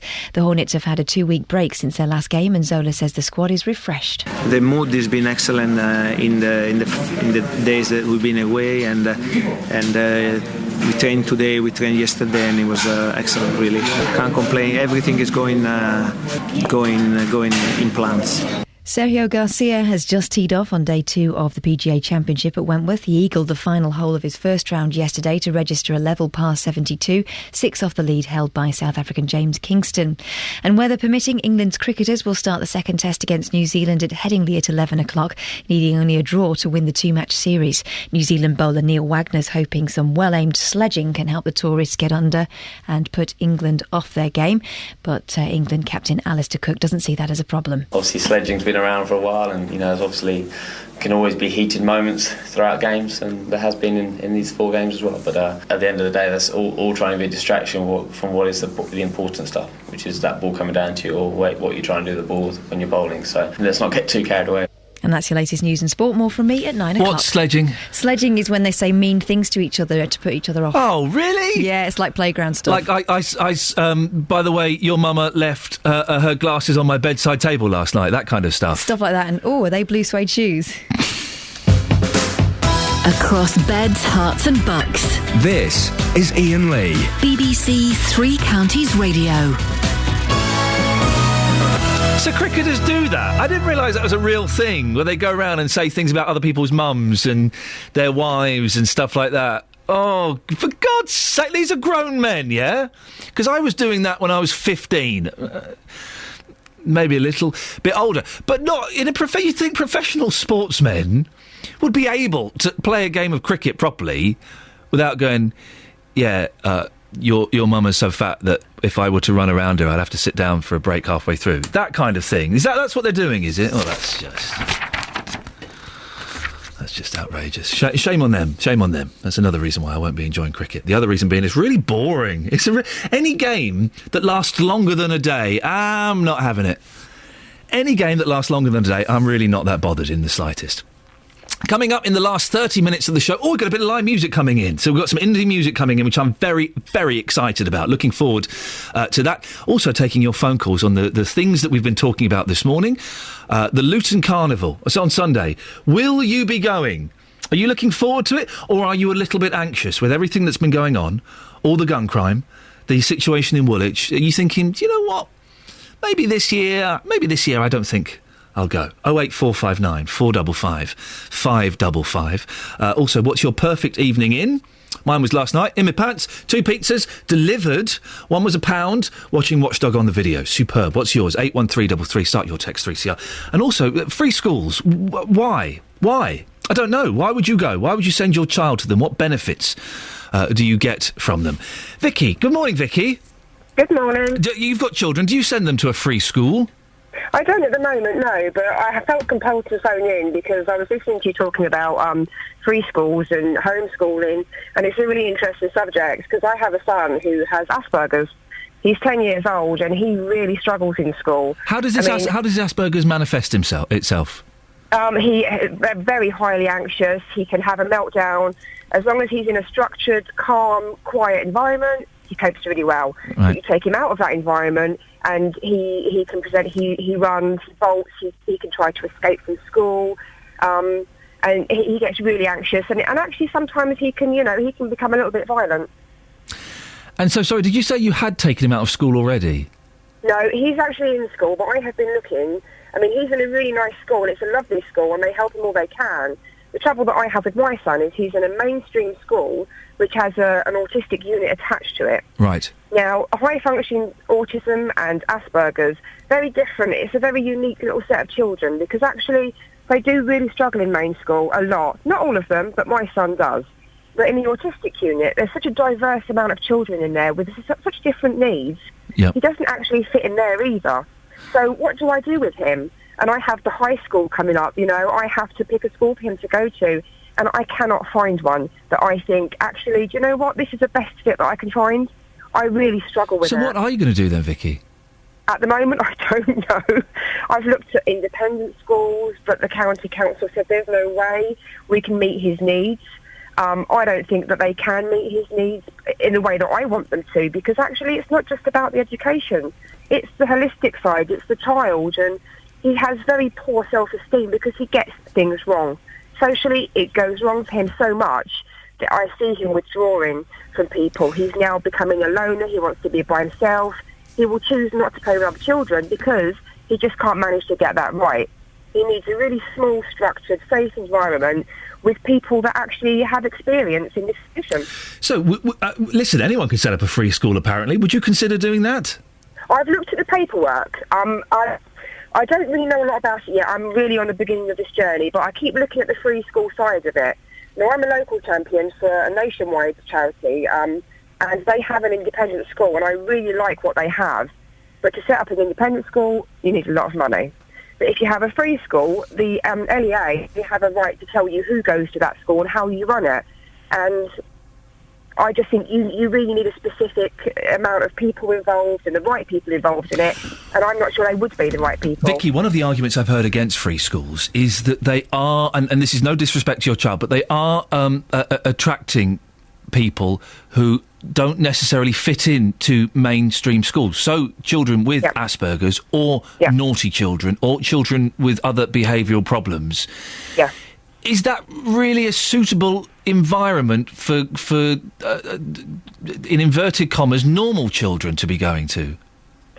I think you need to water it down a little bit. You need a good mixture of children, because when my son is in the autistic unit, his behaviours become very autistic.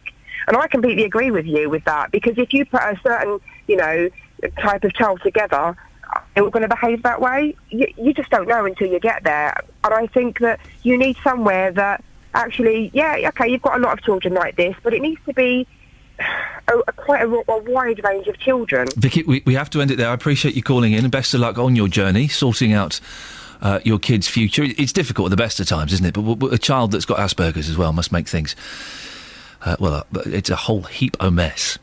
Now, we've been asking about your perfect night in. I had a wonderful night last night, and Shirley says, Iain, would you please stop going on about sitting in your pants? I don't want to know. Tough, Shirley. Tough. I'm living the dream and you're just jealous. That's all it is. You're jealous of me. You wish you were there. Well, one man that definitely wishes he was there was our pants correspondent, Justin Dealey. Good morning, Dealey. JD. Yes, Iain, good morning. Listen, Iain, you're an attractive guy, Thank but you. I think Shirley's got a point here. What? You talking this morning about sitting there last night in your underpants, having this great night with your pizza and Watchdog. Yeah. It's painting images which I don't really want in my mind. Why? You couldn't see anything. I was in my pants. I know. That's the problem, though. You see, when you paint the pictures, they come across even worse, don't they? Well, the reason I wasn't completely naked is because when you're eating a Domino's, you get greasy fingers. You've got to wipe the grease somewhere, haven't you? You have, so indeed. I wiped it on my pants. Yeah, on your pants. Lovely. So you don't sit around in your underwear then, JD? No, in your thong? I your gold thong? My thong is for holidays only. I've told you about this before. You've actually got one? Yeah, of course I have. What's the problem with that? Peter Stringfellow has had a major influence on my life. I love the man. You've got the same colour hair. Yeah. Thank you. So, Justin, you've been talking to people this morning. Yes, I have. And just to let you know, the Mark Forrest Best of the BBC local radio show from 7 p.m. tonight, they've been in touch already. This feature may well be appearing on that programme. It's on the shortlist. So I've been in Dunstable this morning, and I've been asking people about you and their perfect night, and this is what happened. I don't know if I want to play this. Carol, you listen to Iain. First of all, he sits in his underpants, eating a pizza, watching Watchdog. Can you tell me your thoughts on that? Disgusting. OK, that's fair enough. What about your perfect evening? What would that be? Round at our local pub. Yeah. In your underwear or? No, dressed. Well, Joe, you've heard about Iain Lee's perfect evening. You're a big Iain fan. He likes to sit there on a sofa wearing his underpants, eating a pizza, watching Watchdog. What's your reaction to that, first of all? Is that a bit bizarre? I think it is a bit bizarre, isn't it? Yeah. I mean, but he's in his own home, isn't he? Yeah. He can do what he likes. Strange man, though, Strange man he is, yes. So what about your perfect evening? My ideal night would be going out on the town and getting absolutely drunk. Really? And you're not 18 years old. You look so responsible as well. I am, but it's a night out, isn't it? It's something different. Well, OK, that's your perfect evening. If you're doing that tonight, stay safe and make sure you book a taxi home. I'll try to, yeah. Thanks very much. Everyone's talking about Iain Lee this morning. What's your thoughts on Ian's perfect night? What do you think about that? Is he a bit odd? Yeah, very odd. I wouldn't be sitting in front of the telly watching Watchdog in my underpants eating a pizza. Mind you, you probably don't wear underpants, though, do you? There you go, but whatever tickles their fancy makes them happy. Yeah, very strange. So the big question this morning, what is your perfect night? What will that consist of? Coming home from work, having a bath, getting into bed and watching, not Watchdog, but anything on the telly. Fiona, if somebody said to you their perfect night was staying in their underpants, having a pizza and watching Watchdog, what do you think about that person? He's got a definite plan there. I'm not sure about Watchdog. Can understand underpants and pizza. Like that idea. Yeah. But not Watchdog. OK, so what's your perfect night then? My perfect night would be flying off to Paris with my husband to the Eiffel Tower and watching the sun go down. That's not a perfect night. That's a perfect fantasy, isn't it? Well, yeah. If it wasn't with my husband, it would be. You all right, Iain? Just finishing an email. Hang on a second. Dear Tony Hall, I am being bullied at work the B word by my the B assistant, yes, Justine Dealey. What's even more amazing is the fact that these people had the time to actually talk to me about this nonsense, about what you get up to, about what you describe as your perfect night. I've got a problem with you, Dealey. Go on, what's the problem? Right. This has been bubbling along for a long time, right? Yeah, come on, let's have it. You will. Your questions are very leading questions. Yes. You're disgusted, aren't you? Yes, I am. You think it's outrageous, don't you? Yes. You think him sitting in his pants is horrible, don't you? You can't do that. You cannot do that. I can just about get away with it. I think my perfect night actually happens every Monday, in actual fact. It's a double curry on a Monday night. I have a nice bath. I listen to Phil Collins' No Jacket Required. Watch Corrie, and then I have a nice steak with creamy mash and mushrooms. Every Monday is my perfect night. It's true. It's true. Do you do it in your pants? No, I don't. And this is where it's going to get really weird here. Oh, really, right. It's not got weird already, is it? The quality of this programme this morning. No. I like to wear ladies' dressing gowns, and the reason being because, as you know from my fashion sense, you mentioned Nick Copper's fashion sense. Goodness me, that is outrageous. But I like to wear clothes that are quite tight-fitted, let's say. So men's dressing gowns are a bit too baggy for me, so I prefer to wear the ladies' kind. Here's an exclusive. Ladies' pants are quite tight as well, I believe. It's a bit like my thong for the beach. You can't say to that woman, I bet you don't wear any underwear, love. Well, she told me that... No, she said to me that she was wearing underpants. Oh, you're a dirty man. Underpants. Go away. Thank you. Bye. Could you apologise to the listener for the last 10 minutes of radio? Yes, very sorry about that, but it was your idea. Thank you very much indeed, Justin Daly. He won't be working here next week. That's it, he's gone. I'm not having any of that.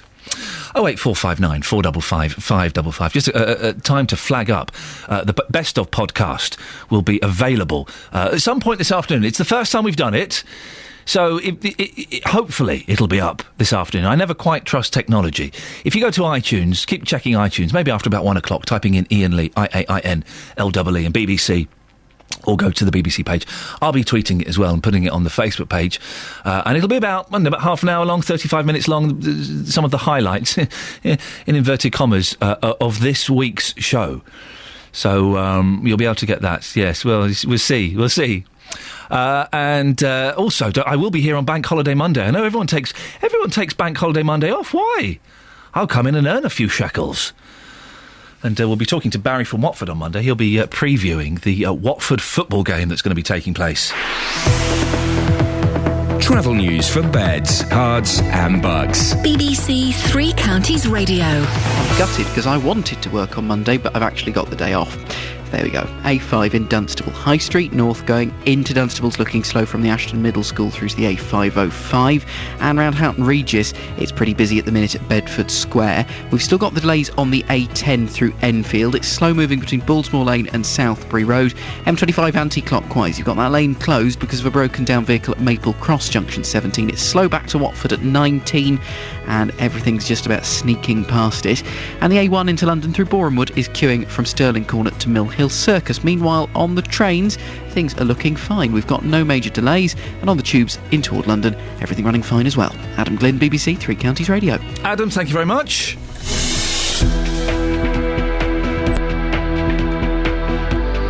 Right, 8:46. It's Friday, the 24th of May. I'm Iain Lee, and these are your headlines on BBC Three Counties Radio. The security services are facing questions after it was confirmed that the two men arrested over the murder of a soldier in Woolwich on Wednesday were both known to MI5. Bedfordshire Police say the recent spate of violent crime in Luton shouldn't deter people from attending this weekend's carnival. In sport, England cricket captain Alastair Cook is expecting another difficult match against New Zealand when the second test gets started at Headingley this morning. Coming up, it's Friday. Means it's time for a little musical treat. I'll reveal more after the weather with Georgina Burnett. Beds, Herts and Bucks weather. BBC Three Counties Radio. Well, if you're into wearing tight-fitting dressing gowns, you'll want your fluffy one today because it's going to be quite a cloudy day with rain, which will be heavy at times, possibly even with some hail and thunder mixed in, feeling certainly cool for this time of year, mixed with some rather strong winds. Not very good weather for driving if you're heading off for the bank holiday weekend. So temperatures only reaching 7 to 9 degrees Celsius. That's a good 10 degrees below what it should be at this time of year. Tonight, those outbreaks of rain will persist at the start, but then we should be left with a dry, cold night with the winds dropping and temperatures dipping down to 2 degrees Celsius. Tomorrow, though, a very different day, more of a light cotton dressing gown day. It should be largely dry with some cloud, but also plenty of sunny spells, feeling warmer with lighter winds and highs of 16 degrees Celsius. Sunday is looking mostly dry and bright. Monday, we'll have a mostly dry day, although it will cloud over as we head towards the evening, and then it becomes unsettled overnight and into Tuesday. So once we get today out of the way, we've got a fairly decent bank holiday weekend ahead of us. Georgina, please don't encourage him at all.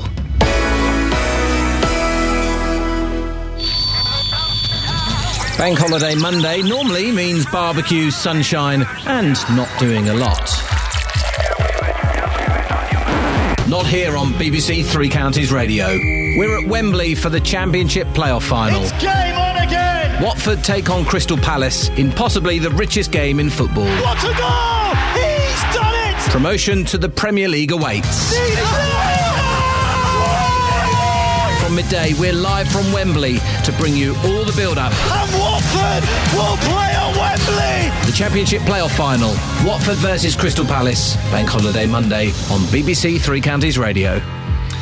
Morning, this is Iain Lee, BBC Three Counties Radio. Don't forget, as I've mentioned already, the podcast will be up at some point this afternoon, fingers crossed, God willing. I never kind of put too much faith into technology because it always lets us down. You can hear some banging in the background. That's because my musical guests are setting up. Very excited about this. We're joined by Manjeet Singh Rasia and Deepa Nair, who've joined us this morning. Thank you so much for coming. You carry on setting up. Well, you've got some baby powder with you. I wasn't expecting that. That's an unusual addition to the... No, we don't have any babies with us. You got no babies? Now, Deepa, listen, we'll let Manjeet set up, shall we? Because he's busy getting his drums and things out. Deepa, you're a singer. I am indeed. What kind of music do you perform? Well, I'm of South Indian origin, and although I was born in London, I was taken to India at the age of 5, and I had a little bit of South Indian classical vocal training there. And my background is classical, but I sort of use that to sing all sorts of stuff, but I mean within the Indian tradition. Okay. And Manjeet, you're setting up your drums. I'm assuming they're tabla, are they? Yes, they are. Okay, they look fantastic. Would you mind, can I just lift one? I want to see how heavy sure. it is. Oh, it's a little bit. It's got a bit of weight to it, isn't it? Yeah, it's a little bit weighty. Listen, are you set up? Are you ready to go? Do you need any more preparation? Because I would love to. We'll chat in a second, but I'd love to hear you sing something if that's okay. Sure. What are you going to perform for us first of all? Well, since I mentioned classical, I want to do something traditional for about 2 minutes. Normally, classical music doesn't get sort of warmed up until sort of you've gone into the 20th 25th minute of your performance. Goodness, great. We've only got 10 minutes, so I know, so I mean it's going to be a challenge just keeping it that short, but still just to give a flavour of what traditional sort of North Indian classical sounds like. Listen, we've got the baby powder on the tabla. We're ready to go. In your own time, take it away.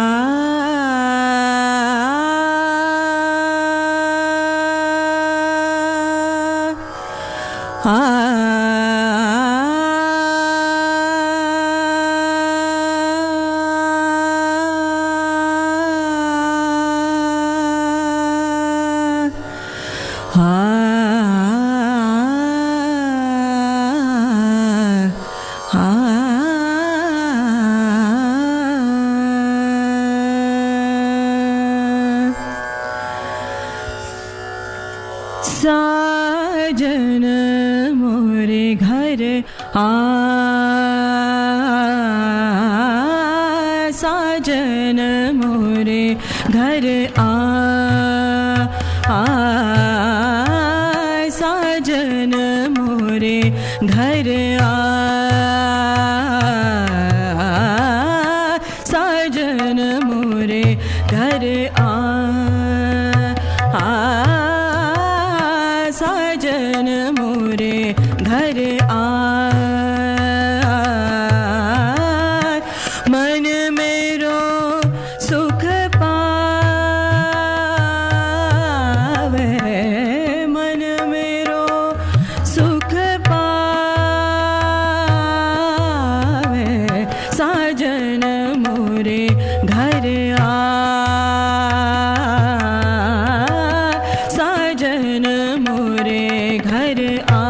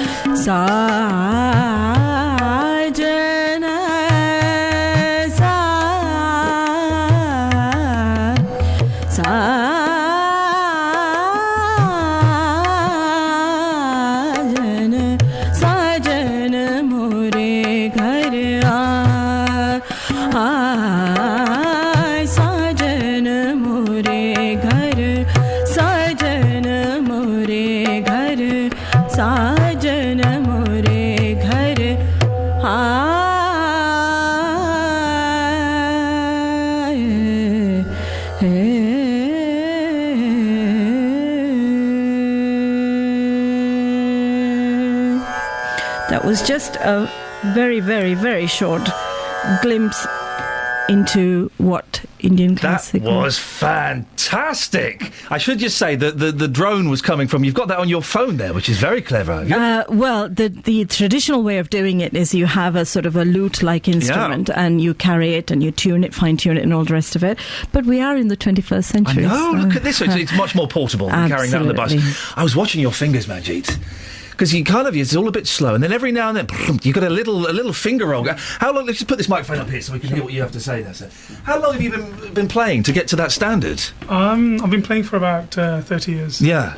You make it sound so easy. It's and I know it's not, because you're bending the drum, you're putting your weight of the palm on as well. That's to kind of distort the sound slightly. Yeah. It's a very satisfying noise, and what a fantastic voice. Can I sing to you?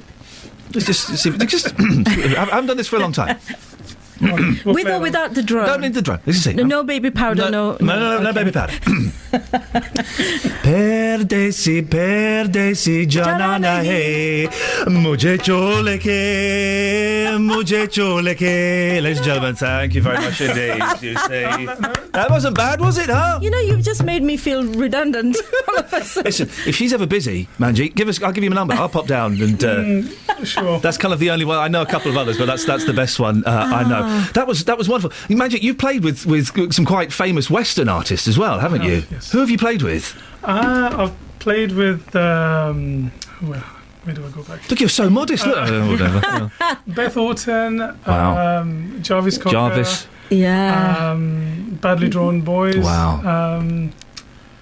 And he's been on Jules Holland, Fantastic. Listen, we're running out of time. I could talk to you all morning. If people want to get in touch with you, I'm assuming you perform concerts and you can be booked for events and things like that. Have you got a website or an email that people can get in touch with? Yeah, it's Manjeet is... Well, my website is mintersing.com. Yep. And I'm deepanaya.com, and I've just released a single called Aapi Ramore, which is available on iTunes and Amazon on all digital platforms, and I'm coming out with an album very soon called Saranai, which is I think it's the first time a South Indian sort of vocalist has done Sikh music from the Well, Sikh listen, make sure you give us both those links and we'll put those both in the we'd website. like to say a very quick thank you to SARS, which is an organisation based in Hitchin that's allowed us to sort of develop as musicians and has organised this for us to this morning. So. It sounds great. Listen, we've only got about a minute and a half. Yeah. Can you give us a little bit more to play out? I don't want to, I'm going to have to rudely cut you off halfway through, but I'd love to hear a little bit more if you don't mind.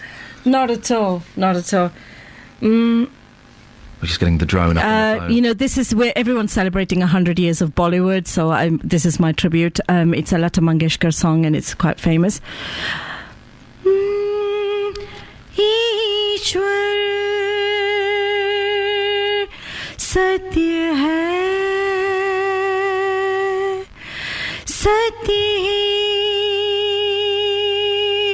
Shiv hai, Shiv hi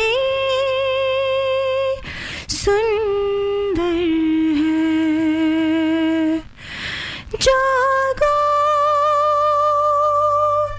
ut kar dekho, जीवन जोत उजागर है, सत्यम शिवम सुंदरम, सत्यम शिवम सुंदरम, सत्यम Shivam Sundaram,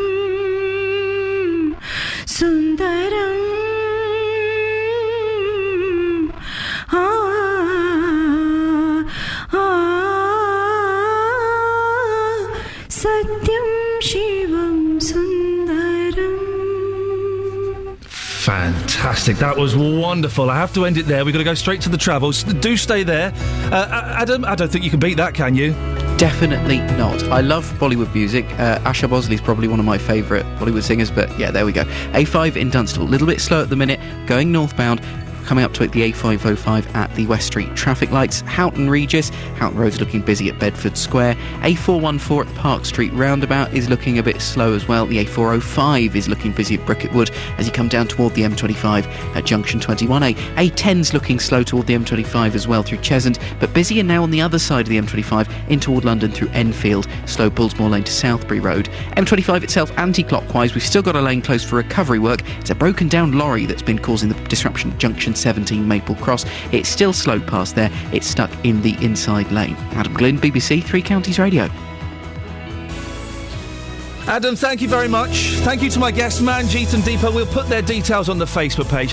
Thank you as well to Work Experience Ollie, who's leaving us. He's got a paid job here at last. Well done, Ollie. I shall miss you. I'll be back on Monday. JVS is up next. Ta-ta. On FM, AM, online and digital radio. This is BBC Three Counties Radio. Thank you, Iain. Good morning. Welcome to the JVS show. I'm